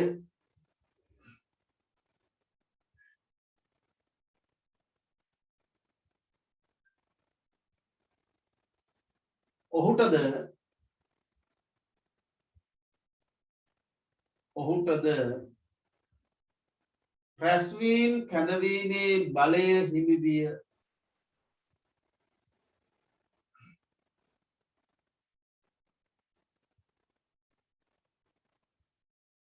අමාත්‍ය මණ්ඩලයේ ඝන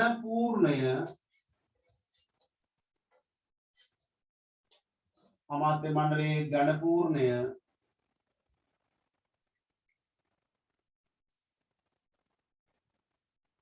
රාජ්‍ය නිලධාරීන් 3 දෙනා සහ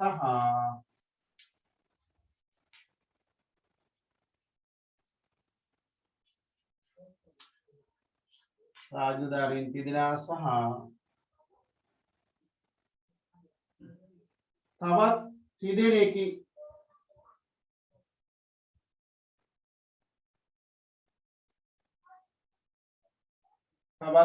3 දෙනෙකි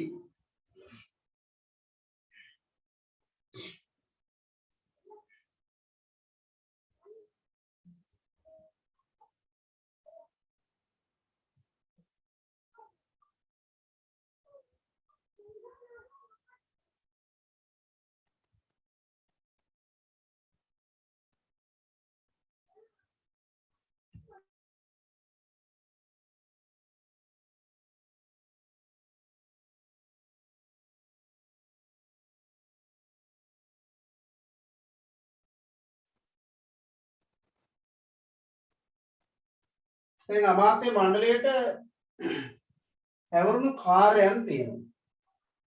අමාත්‍ය මණ්ඩලයක් කියන්නේ ඉතින් මොකක් කාර්යයක් කෙරුවන නේද? දැන් නිකන් හිටපු ආයතනයක් නෙමෙයිනේ. එහෙනම් ඒ අමාත්‍ය මණ්ඩලයට පැවරුණු කාර්යයන් සමූහයක් තියෙනවා. ඒ සාමාන්‍යයෙන් අපි දන්නවා මෙහෙම අයවැය ගත්තොත් එනවා අයවැය ඉදිරිපත් වෙනවා විවිධ පාර්ශ්ව වලින්. කාර්ය සභා 7න් වෙන වෙනම අයවැය ඉදිරිපත් වෙනවා. කාර්ය සභා 7ක් තිබුණා. ඒකට කාර්ය සභා 7න් අයවැය 7ක් ඉදිරිපත් වෙනවා. ඊළඟට ආණ්ඩුකාරවරයාගේ අයවැය එනවා. රාජධානී තුන්දෙනාගේ අයවැය එනවා. නේ? මේ විදිහට මේ විවිධ පාර්ශ්ව වලින් ඉදිරිපත් වෙනවා අයවැය යෝජනා. තම තමන්ගේ ක්ෂේත්‍රයට අදාළව. ඒ විදිහට ඉදිරිපත් වෙන සියලුම යෝජනා සැලකිල්ලට අරගෙන සම්පූර්ණ අයවැය, ඒ කියන්නේ ජාතික මට්ටමේ අයවැය සකස් කරන්නේ අමාත්‍ය මණ්ඩලය විසින්. මුදල් ලේකම්වරයා තමයි ඒ පිළිබඳව වගකීම දරුවේ. නමුත් ඒ විදිහට සකස් කරලා ඒක අමාත්‍ය මණ්ඩලයට එනවා. අමාත්‍ය මණ්ඩලය එකතු වෙලා තමයි මේක සකස් කරන්නේ. එහෙමනම් අමාත්‍ය මණ්ඩලයේ තිබිච්ච ප්‍රධානම කාර්යයක් තමයි මේ වාර්ෂික අයවැය සැකසීම කියන කාර්යය. ඒ වාර්ෂික අයවැය සකස් කරලා ඒක ඉදිරිපත් කරනවා රාජ්‍ය මන්ත්‍රණ සභාවට.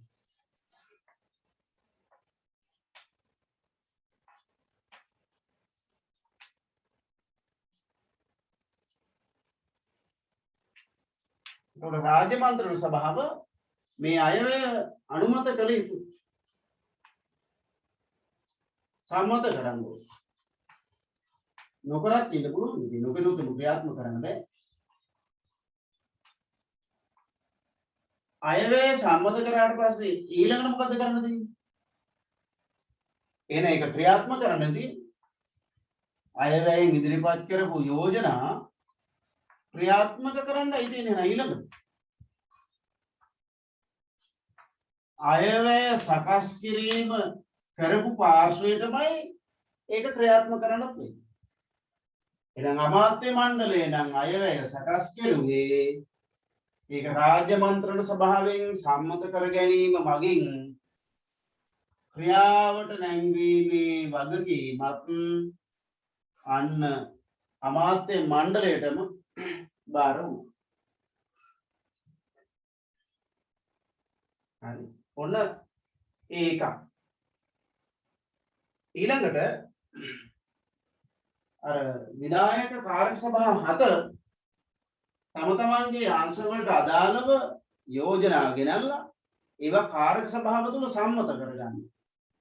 උදාහරණයක් විදිහට ගත්තොත් එම අධ්‍යාපන කාර්ය සභාව කියලා එකක් තියෙනවනේ. 1945 තමයි අධ්‍යාපන පනත සම්මත කරගන්නේ.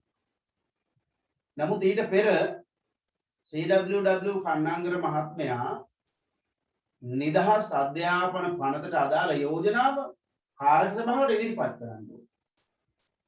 ඒක කාර්ය සභාවට ඉදිරිපත් කරපුවාම මේක කාර්ය සභාවේ බහුතර කැමැත්තෙන් සම්මත වෙන්න ඕනේ.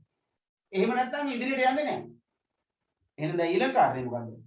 කාර්ය සභාවට ඉදිරිපත් කරපු යෝජනා කාර්ය සභාවෙන් අරගෙන යනවා ඊළඟට කොතෙන්ද? අමාත්‍ය මණ්ඩලයට. කාර්ය සභා යෝජනා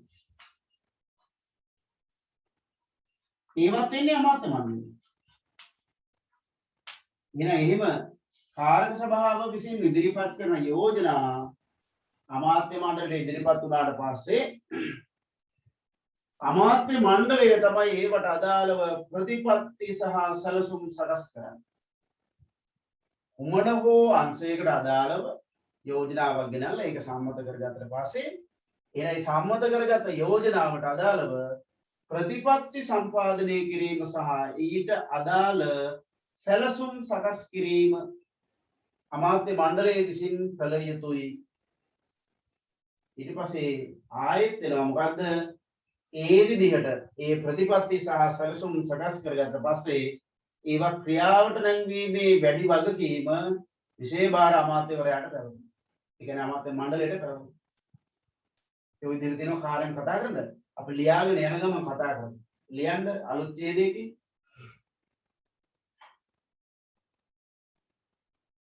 අමාත්‍ය මණ්ඩලය වෙත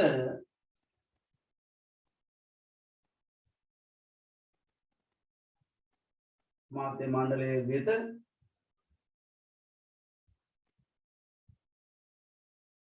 හැවරුණු කාර්යයන්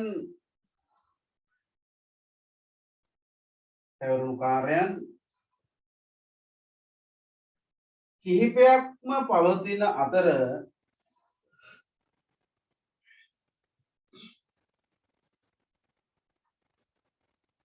ඒවා පහත ආකාරයෙන්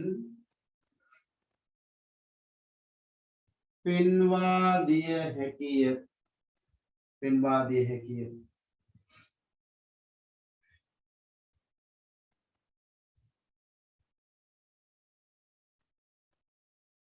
ඔන්න ලියන්න පුතේ 15ට පළවෙනි එක.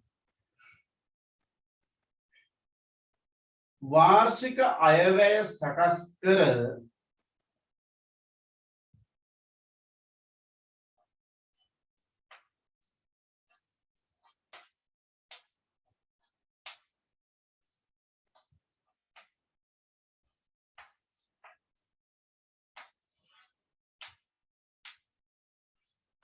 විසර්ජන කෙටුම්පත කියන්නේ ඕකටමයි. හරි ඕනනම් වරහන් ඇතුළේ ලියා ගන්න. විසර්ජන කෙටුම්පත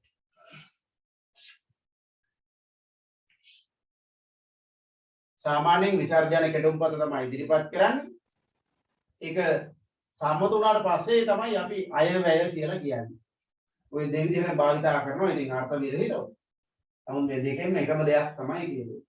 අයවැය යෝජනා කියනවා. ඒ යෝජනා එකතු කරලා හදන දැන් අර මේ නොවැම්බර් මාසයේදී ඉදිරිපත් කරනවනේ දෙවන වර කියවීම කියලා. දැන් මේ වෙනකොට පාර්ලිමේන්තුවට පළමු වර කියවීම ඇතුළත් කරලා තියෙන්නේ. මේ පාරත් අයවැයේ වැඩිම මුදලක් වෙන් කරන්නේ ආරක්ෂක කටයුතු වෙනුවෙන්. අපි දන්නේ ඉතින් ඇයි එහෙම ආරක්ෂක කටයුතු වෙනුවෙන්ම වැඩි මුදලක් වෙන් කරන්නේ කියලා. අධ්‍යාපනයට වෙන් කරන මුදල මේ පාර අඩු කරලා දිනවා. ආරක්ෂක කටයුතු වෙනුවෙන් තවත් වැඩි කරලා තියෙනවා. රටක අධ්‍යාපනය දුර්වල වෙන්න යුදමය පැත්ත වර්ධනය වෙනවා. එහෙනම් යුදමය පැත්ත පාලනය කරගන්න නම් කල යුත්තේ අධ්‍යාපන පැත්ත දියුණු කිරීම. ඉතින් යුද වියදම් වෙනුවෙන් වැඩි වියදමක් දරන රටක අධ්‍යාපනයේ වෙනුවෙන් අඩු වියදමක් දරන රටක අධ්‍යාපනය කොයි ආකාරයෙන් සංවර්ධනය වෙයිද කියන ගැටලුව තියෙනවා. ඒවා කතා කරන්න මේක වෙලාව නෙමෙයි. මේක වෙලාව අපි පාඩම කරගෙන නේද? ඒ නිසා අපි පාඩම කරගෙන යමු. ගොඩක් වෙලාවට ගොඩක් දේවල් සම්බන්ධයෙන් මේ දවස්වල කියවෙන්නේ ඒකට වෙලාව මේක නෙවෙයි කියලා. ගොඩක් දේවල් වලට ඒකට වෙලාව මේක නෙවෙයි. මතක තියාගන්න. ඔය පැන්ඩෝරා පත්‍රයි බහමාස් පත්‍ර පැනමා පත්‍ර ඔෆ්ෂෝ පත්‍ර ගොඩක් ඒවා තියෙනවා. ඔය වගේ තියෙන කාරණා ඇතුලේ දැන් මේ වෙනකොට ලංකාවේ 193ක්ද කොහෙද වෙන්නේ 193ක් ලංකාවේ පුද්ගලයෝ 193ක් අයථා ලෙස උපයපු මුදල් ඒ පිටරට බැංකුවල අර වගේ මේ වගේ තැන්පත් කරලා වංචනික විදිහට එළිදරව් නොවන ආකාරයට දැන් ඒව අනාවරණය කරන ඔය පැන්ඩෝරා පේපර්ස් වලින් ඒ අතරේ එක්කෙනෙක් තමයි මහින්ද රාජපක්ෂ මහත්තයාගේ නාංගි නිරුපමා රාජපක්ෂ ඩොලර් බිලියන 160ක් නේ කොහොමද රුපියල් කෝටි 2000 ගානක්ද කොහෙද මම හිතන්නේ සෙල්ලම් නැහැ නේද අපි ගුරුවරුන්ට බැන පෝස්ට් හදා යමු ඉස්සරහට තව එතකොට රට හොඳට දියුණු වෙනවා. අධ්‍යාපනය දියුණු නොවන රටක මෙවැනි වංචා සාමාන්‍ය අර අල්ලපු වතට පැනලා පොඩි එකෙක් පොල් ගෙඩියක් අහින්දා හා සමානයි. එහෙම හිතන්නේ නේ. අපිට ඔවා කතා කරන්න මේක වෙලාව නෙමෙයි. අපි යමු. ඔව් පළවෙනි එක ලියන්න වාර්ෂික අයවැය සකස් කර රාජ්‍ය මන්ත්‍රණ සභාව වෙත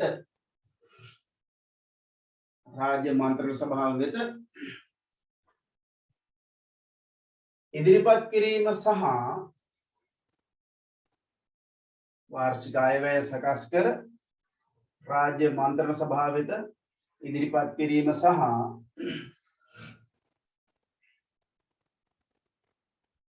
එය සම්මත කර ගැනීමෙන් පසු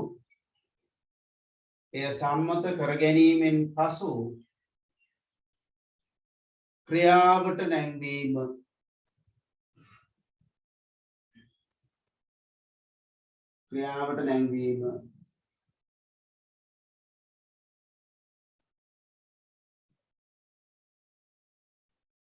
දෙවෙනි කාරණය විධායක කාරක සභාවන්ගෙන් ඉදිරිපත් වන යෝජනා අනුව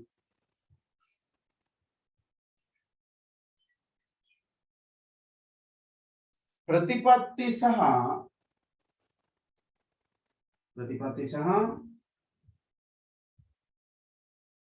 සැලසුම්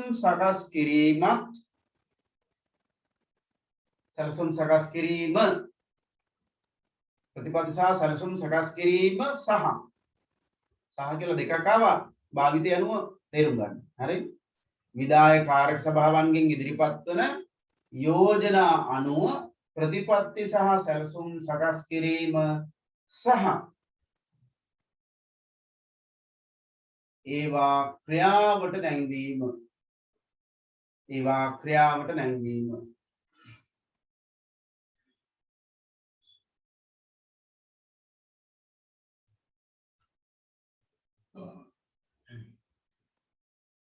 එපුතේ මේ කාරක සභාව තියෙනවනේ.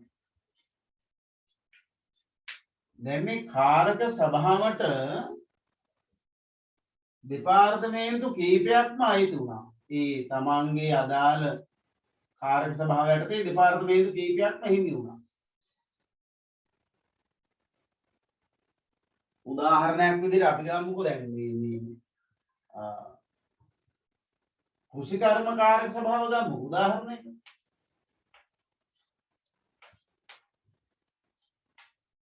ඔන්න අපි ගත්ත උදාහරණයට මොකද්ද කෘෂිකර්ම කාරක සභාව. දැන් මේ කෘෂිකර්ම කාරක සභාවට අයත් දෙපාර්තමේන්තු කීපයක්ම තියෙනවා. මං කියන්නේ ඒ කාලේ දැන් ඉතින් මේක මේ හතර අතේ කැලිය වලට කඩලා තියෙන්නේ. අපේ එන පාලකයෝ මේ විද්‍යාත්මක විදිහට මේවට කැලිය වලට කඩලා තියෙන්නේ. කෘෂිකර්ම දෙපාර්තමේන්තුව එක්කෙනෙක්ගේ අතේ, භෝජන සේවා දෙපාර්තමේන්තුව තව කෙනෙක්ගේ අතේ, වාරි මාර්ග දෙපාර්තමේන්තුව තවත් කෙනෙක්ගේ අතේ. දැන් හිතන්නකෝ ඇමතිවරු තුන්දෙනෙක් යටතේ කැලි තියෙන්නේ. හැබැයි ඉතින් ඔය කෘෂිකර්මාන්තය සංවර්ධනය කරන්න ඒ භෝජන සේවාව යටතේ තියෙන දේවල් තියෙනනේ පොහොර දෙනෙවුව අනම්මනම් ගේනෙවුව ඔය පතන්දර ටික තියෙනවනේ ඒවත් ඕනේ. ඊළඟට ඉඩම් සම්බන්ධ බේරුම් කර ගැනීම ඒවත් ඕනේ. ඉඩම් දෙපාර්තමේන්තුව එකක් අවශ්‍යයි. ඊට පස්සේ උඩ ගොවිතැන් කරනකොට ජලය අවශ්‍යයිනේ. එහෙනම් වාරි මාර්ග දෙපාර්තමේන්තුවේ සහයෝගයත් අවශ්‍යයි. ඔයගේ දෙපාර්තමේන්තු ගණනාව එකට තියෙන්න ඕනේ. ඒ නිසා ගොඩක් රටවල් වල ඇමතිවරු සංඛ්‍යාව ඉතාම සීමිත ගානකට ගෙනල්ලා ඒ එක ක්ෂේත්‍රයකට අදාළ සියලුම අංශ එතෙන්ට එකතු කරලා තියෙන්නේ. ඒකයි විද්‍යාත්මක කියලා කියන්නේ. දැන් කෘෂිකාර්ම අපේ රටේ නම් තියෙන්නේ මේ බොහොම යපු මට්ටමක මේක තියෙන්නේ මොකක්ද සරලවනේ තියෙන්නේ. දැන් විකුණුම සඳහා කරුවට බොහොම කුඩා ඉඩම් ප්‍රමාණයක් නේ වගා කරන්නේ. චීනය, රුසියාව, ඇමරිකාව වගේ රටවල් වල මහා විශාල ගොවි බිම් තියෙන්නේ. දැන් එතකොට මේ ගොවි බිම් ආස්වාදලා නේද? මේ කටයුත්ත කරගෙන යන්න, කෘෂිකාර්මික කටයුත්ත කරගෙන යන්න මේ මිනිසුන්ට ඉතාම ඉක්මනින් ඒවට අවශ්‍ය පහසුකම් සපයා ගන්න ඕනේ. දැන් අපේ රටේ ඉඳන් මට මතකයි මේ ඔප්පුව සම්බන්ධ කටයුත්තකට මම මහවැලිට ගියා දින 9ක්. කරගන්න බැරි වුණා. මම වැඩේ අතහැරලා දැම්මා. තේරුමක් නැහනේ. රස්තියාදු වෙන්න නේද? සතියේ දවසක යන්න ඕනේ, බදා දවසේ. ඉස්කෝලේ නිවාඩු දාන්න ඕනේ, යන්න ඕනේ. දවස් 9ක් ගියා. අන්තිමට අර කවුද මන්ද කළමනාකරු කියන මනුස්සයාට හොඳ පදෙන් අමතලා මං අතර වැඩේ. තේරුමක් නැහනේ. ඒ ලංකාවේ එහෙම තමයි. එතකොට මේ කෘෂිකර්මයේ යෙදෙන මිනිස්සේ ඒ තමන්ගේ කටයුතු කරගන්න ගියාම ඒව බාධාවකින් තොරව කරගන්න පුළුවන්කම තියෙන්න ඕනේ. එතකොට තමයි ඒ මිනිස්යාට කෘෂිකර්මය මොකක් හරි කරන දේ පිළිබඳව ආශාවක් ඇති වෙන්නේ. ඒ වගේ මේක බොහොම ඉක්මනින් දියුණු කරගන්න පුළුවන්කම ලැබෙන්නේ. අපේ රටේ ඒව නැහැ. හරි. මේ අපේ ඉඩමේ මං හිටවල තියෙන මේ අර TJC කියන වර්ගයේ යමගස් ටික. ඒවා හරි මිල අධිකයි. දැන් මේ දවස්වල අඹ කිලෝ එකක් රුපියල් 700ක් විතර වෙනවා ඒ වගේ. හරි. මම 1050ක් විතර හිටවලා තියෙනවා. දැන් මට ඔය කියන්නේ තියෙන තාක්ෂණික දැනුම අඩුයිනේ. කප්පදු කරන්න ඕනේ, පස්වල pH අගය බලා ගන්න ඕනේ, පොහොර යොදන්න ඕන ප්‍රමාණය දැනගන්න ඕනේ, වතුර යොදන්න ඕන ප්‍රමාණය දැනගන්න ඕනේ. එහෙම තාක්ෂණික උපදෙස් ගොඩක් තියෙනවා. ඉතින් මම ඒ අයට කතා කරනවා. තොරතුරු දැනගන්න කෘෂිකර්ම උපදේශක. හරි. දැන් කෘෂිකර්ම උපදේශක එක්කෙනෙකුට කතා කරමු. ප්‍රදේශේ බාහිර වෙක්කන. එයා කියනවා අනේ මහත්තයා මේ මම ප්‍රෙග්නන්ට් වෙලා ඉන්නේ දැන් නිවාඩු අරගෙන ඉන්නේ. මේ අලුත් කෙනෙක් දාලා ඉන්නවා. එයාව බලන්න. දැන් මම එයාට කතා කරා ෆෝන් එකෙත් සේව් කරගත්තා AI new කියලා. එයාට කතා කරා. දවස් 7ක් 8ක් විතර කතා කරා. අදෙන් නම් හෙටෙන් නම් මේ ඉතින් ඕක මහවැලි ඉඩමක් නේ අයිතිය නම් මටත් නෙමෙයි තියෙන්නේ. ඕක මහවැලිට වෙනම එක්කෙනෙක් ඉන්නවා. මේ කොහොම කියලා මේ අනේ දැන් කොරෝනානේ මේ මම වෙන දවසක එන්නම්. මේ ඊළඟ අල්ලපු යත්තේ අර අහවල් ඉඩම එක්කෙනාගෙත් තියෙනවා. මම එතකොට එනකොට එන්න. මේ දවස්වල නම් කොහෙවත් යන්නේ මේ ආයෙම කියලා මේ අර අහවලාගේ මහත්තයා ඉන්න එයාත් මේ AI කෙනෙක් මේ එයාට මම කියන්නම් ඔහොම ගිහිල්ලා වටේ ගිහිල්ලා අන්තිමට මොකද උනේ මම වැඩේ අතෑරියා ඔය YouTube එකේ තියෙන ටික බල අදාළ දේවල් ටික කරගන්න. ඔන්න ඔහොමයි අපේ රටේ ඕනෑම කටයුත්තකදී මේ නිලධාරී සහාය රජයේ සහාය අපිට ලැබෙනවා. තොරමෝර සමයේදී මේ ප්‍රශ්න බරපතල විදිහට තිබුණා. හරි. නැත්තේ නෑ. හැබැයි ඒ කාලේ විශේෂත්වය තමයි අද වගේ මේ දෙපාර්තමේන්තු කෑලි වලට කඩලා එක එක අමාත්‍යාංශයට තිබුණේ නෑ. මේක තාත්තලගෙන් අම්මලගෙන් අහන්න ගොවිතැන් කරනවා නේ. හොඳට කියයි. වතුර ටික හරව ගන්න කොච්චර කාලයක් මහවැලි ඔෆිස් එකට බඩ ගන්න උඩද කියලා ඔය මීගලයා පැත්තේ ඉන්න දරුවන්ගේ අම්මලා තාත්තලා දන්නවනේ නේ. මේවා කියන්න ගියාම මේ අපරාධ අපේ කාලය යනවා නේද? රෙකෝඩින් එකත් එහෙම තිබ්බේ බලන කෙනෙකුට හරි මේක අහගන්න ඕන නිසා. හරි.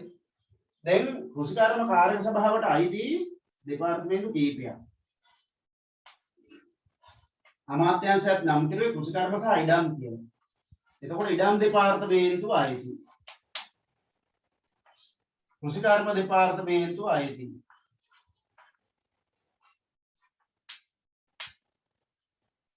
ඊළඟට ගොවි ජන සේවා දෙපාර්තමේන්තුව අයිති.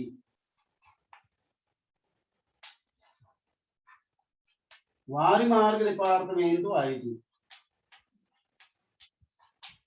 දොඩමෝර සමයේදී මේ ඔක්කොම දෙපාර්තමේන්තු එකක් යටතේ තිබුණේ. එක කාර්ය සභාවක් යටතේ. අද නම් කෘෂිකර්ම එක්කෙනෙක්ගේ, ගොවි ජන සේවා තව එක්කෙනෙක්ගේ, වාරි මාර්ග එක්කෙනෙක්ගේ, ඉඩම් වෙනම එක්කෙනෙක්ගේ. මේ ටික අද තියෙන්නේ අමාත්‍යාංශ 4ක් යටතේ අහගන්න. තාත්තලගෙන් අම්මලගෙන් අහන්න කොහොමද ගොවිතැන් කරන්නේ? කෘෂිකර්මයට වත් කරන්න කෘෂිකර්මයේ පිළිබඳ අධ්‍යයනයක් තියෙන අවබෝධයක් තියෙන උගත්කමක් තියෙන උපාධියක් තියෙන මිනිස්සු. මේ පිස් එකපත් කරන ඔය කෘෂිකර්ම කරන්නේ. තාක්ෂණයේ කර මේ ඉන්ෂුරන්ස් කර හිටපු යාන්තම් ඕලෙවල් විතරක් පාස් වෙච්ච මිනිස්සෙක් මේ දේශපාලන බලයෙන් පස්සේ ගිහිල්ලා කොහොම හරි අද ඇමති කෙනෙක් වෙනවා. ඉතින් කොහොමද මේ කරන්නේ මේවනේ? දැන් අපේ කාරණේ අපි සෑහෙන වෙලාවක් ගත්තා. ඔව්. දැන් මෙන්න මේ ඒක උදාහරණයක් මේ ගන්නේ කෘෂිකර්මය. මේ දෙපාර්තමේන්තු වල කටයුතු නිසි පරිදි සිද්ධ වෙනවද නැද්ද?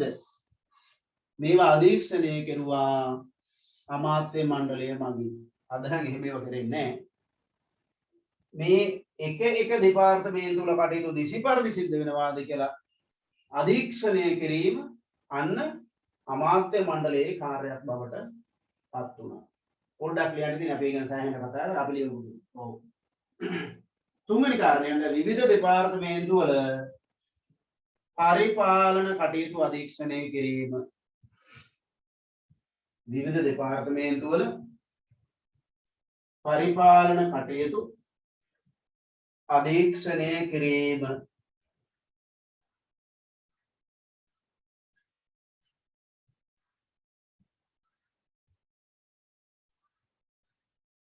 අවසාන කාරණේ ලියන්න රාජ්‍ය මන්ත්‍රණ සභාවට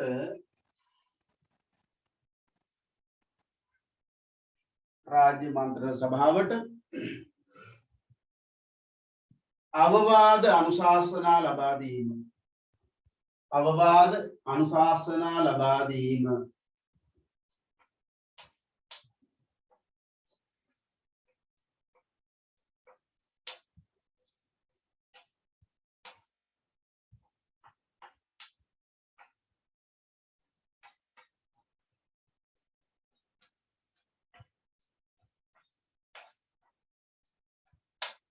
හරි ඔන්න අපි අමාත්‍ය මණ්ඩලය සම්බන්ධයෙන් සංයුතිය පිළිබඳව කතා කරා.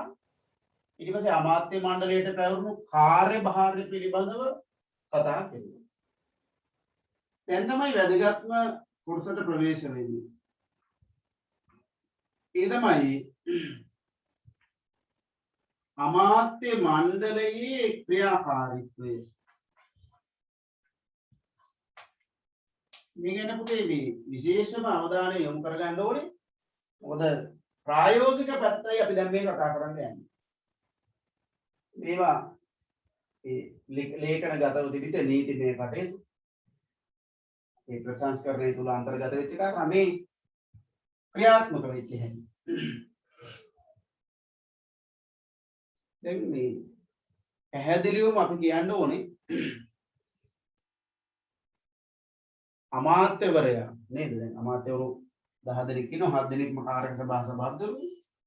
අමාත්‍යවරුන්ට කියලා විශේෂ බලයක් හිමි වුණේ නැහැ. දැන් කාර්යක සභාවේදී කාර්යක සභාපතිවරයා කියලා කියන්නේ අමාත්‍යවරයෙක්. ඒතකොට කාර්යක සභාව තුල එයා අමාත්‍යවරයෙක් කියලා එයාට විශේෂ බලයක් හිමි වුණේ නැහැ. එයාට යම් විශේෂතාවයක් හිමි වුණා නම් හිමි වුණේ අර දෙපාර්තමේන්තු වලට නිලධාරීන්ව පත් කරන්න ඕනේ. රාජ්‍යධාරීන් තුන නෙමෙයි. හැම දෙපාර්තමේන්තුවකම ඉන්නෝනේ මේ රජයේ නිලධාරීන්. ඒ නිලධාරීන් කවුද කියලා යෝජනා කරන්න කාර්ය සභාවේ සභාපතිවරයාට අවස්ථාවක් දුන්නා. ඒ වගේම තමයි කාර්ය සභාව තුල ඡන්ද විමසීමකදී කාර්ය සභාවට ගෙන යෝජනාවක ඡන්ද විමසීමකදී ඡන්දය සමාන වුණොත් අපි හිතුව පක්ෂව 4යි විපක්ෂව 4යි සමානයි. මෙන්න මේ වගේ අවස්ථාවකදී අමාත්‍යවරයාට ඒ කියන්නේ සභාපතිවරයාට ඡන්ද දෙකක් හිමිවෙනවා. මුල් වටේ ප්‍රකාශ කරන ඡන්දය දෙවෙනි වටේ ඡන්දය සම වුණොත් තව ඡන්දයක් ප්‍රකාශ කරන්න පුළුවන්. මොකද මේ සමාන වුණොත් මේක ඉස්සරහට යන්නේ නැහැ. ඒ නිසා එවන් අවස්ථාවලදී අනිවාර්යයෙන්ම Tamanට ඡන්දයක් ලබා දුන්නා ආමතරව භාවිතා කරනවා. මේ හැර අමාත්‍යවරුන්ට වෙන කිසිම විශේෂිත බලයක් හිමිුනේ නැහැ. මතක තියාගන්න. හරි. තව දිනක් ක්‍රියාකාරීත්වය ගොඩක් කතා කරන්න. අපි මේ ටික ලියමු. ලියන්න අලුත් තීරයකින්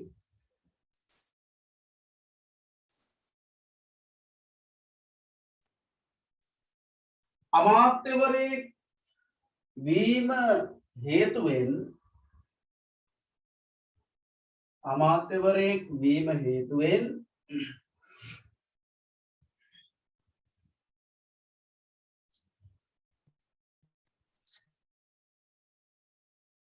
මන්ත්‍රීවරයෙක්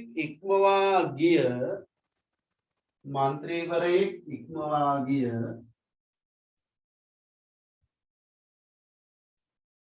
විශේෂ බලයක් හිමි වූයේ නැත. විශේෂ බලයක් හිමි වූයේ නැත.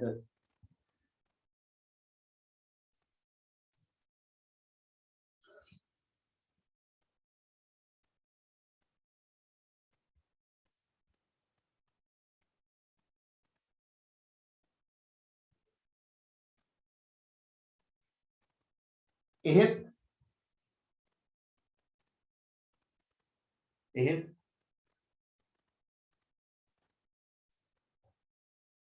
කාරක සභාවේ ඡන්ද විමසීමකදී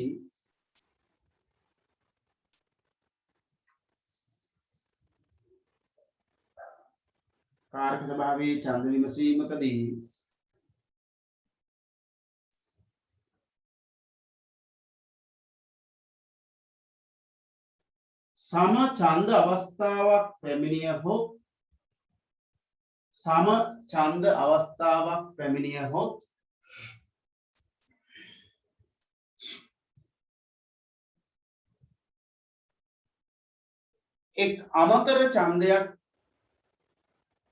එක් අමතර ඡන්දයක්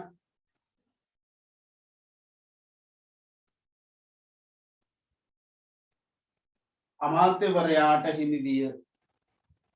ඔය අමාත්‍යවරයා කියන්නේ කාර්ය සභාවේ සභාපති හරි. එක් අමතර ඡන්දයක් අමාත්‍යවරයාට හිමි විය.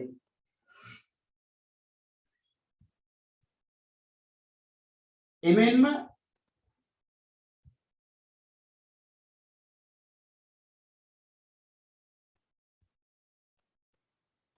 ඒ දෙපාර්තමේන්තු වලට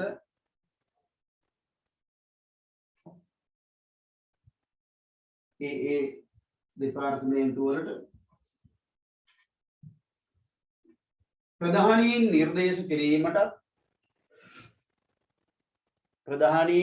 නිර්දේශ කිරීමටත්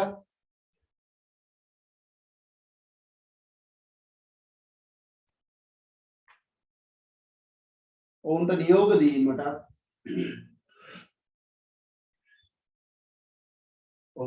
දීමටත්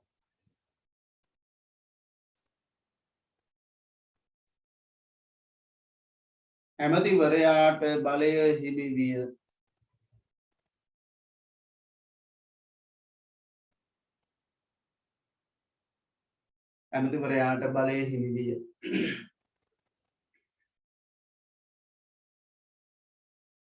right. අමාත්‍ය මණ්ඩලය සම්බන්ධයෙන් තව තියෙනවා ඉදිරියට කතා කරන්න. පැහැදිලිවම අර බෙදීමක් තියෙනවනේ නේ. ලාංකිකයන් නියෝජනය කරපු කණ්ඩායමක් අධිරාජ්‍යවාදය නියෝජනය කරපු කණ්ඩායමක්. මේ විදිහට පැහැදිලි පාර්ශව දෙකක් අමාත්‍ය මණ්ඩලය තුල අපිට දකින්න ලැබෙනවා. එතකොට මේ දෙගොල්ලෝ ක්‍රියාත්මක වුණේ කොහොමද? දෙගොල්ලෝ අතර මනා සම්බන්ධතාවයක් ගොඩනැගුණාද? එහෙම නැත්නම් දෙපාර්ශ්වය අතර ගැටුම්කාරී තත්වයක් නිර්මාණය වුණාද? මෙන්න මේ පිළිබඳව අපි කතා කරනවා ඊළඟ දවසේ. අද නෙමෙයි වෙලාවෙක. right? හරි උදේ. එහෙනම් අපි බ්‍රහස්පතින්දා උදේ මේ ගැන කතා කරමු. එහෙනම් හැමෝටම ආයුබෝවන්. අඟහරුවාදා රිවිෂන් එකේදී මුණ ගැහෙමු. ටිකක් 7 විතර වෙනකන් කරන්න වෙයි ලබන සතිය. හෙට නෙමෙයි අනිද්දා. හරි? හරි. සුබ දවසක් හැමෝටම. සුබ දවසක්. ආයුබෝවන් සර්. ආයුබෝවන්.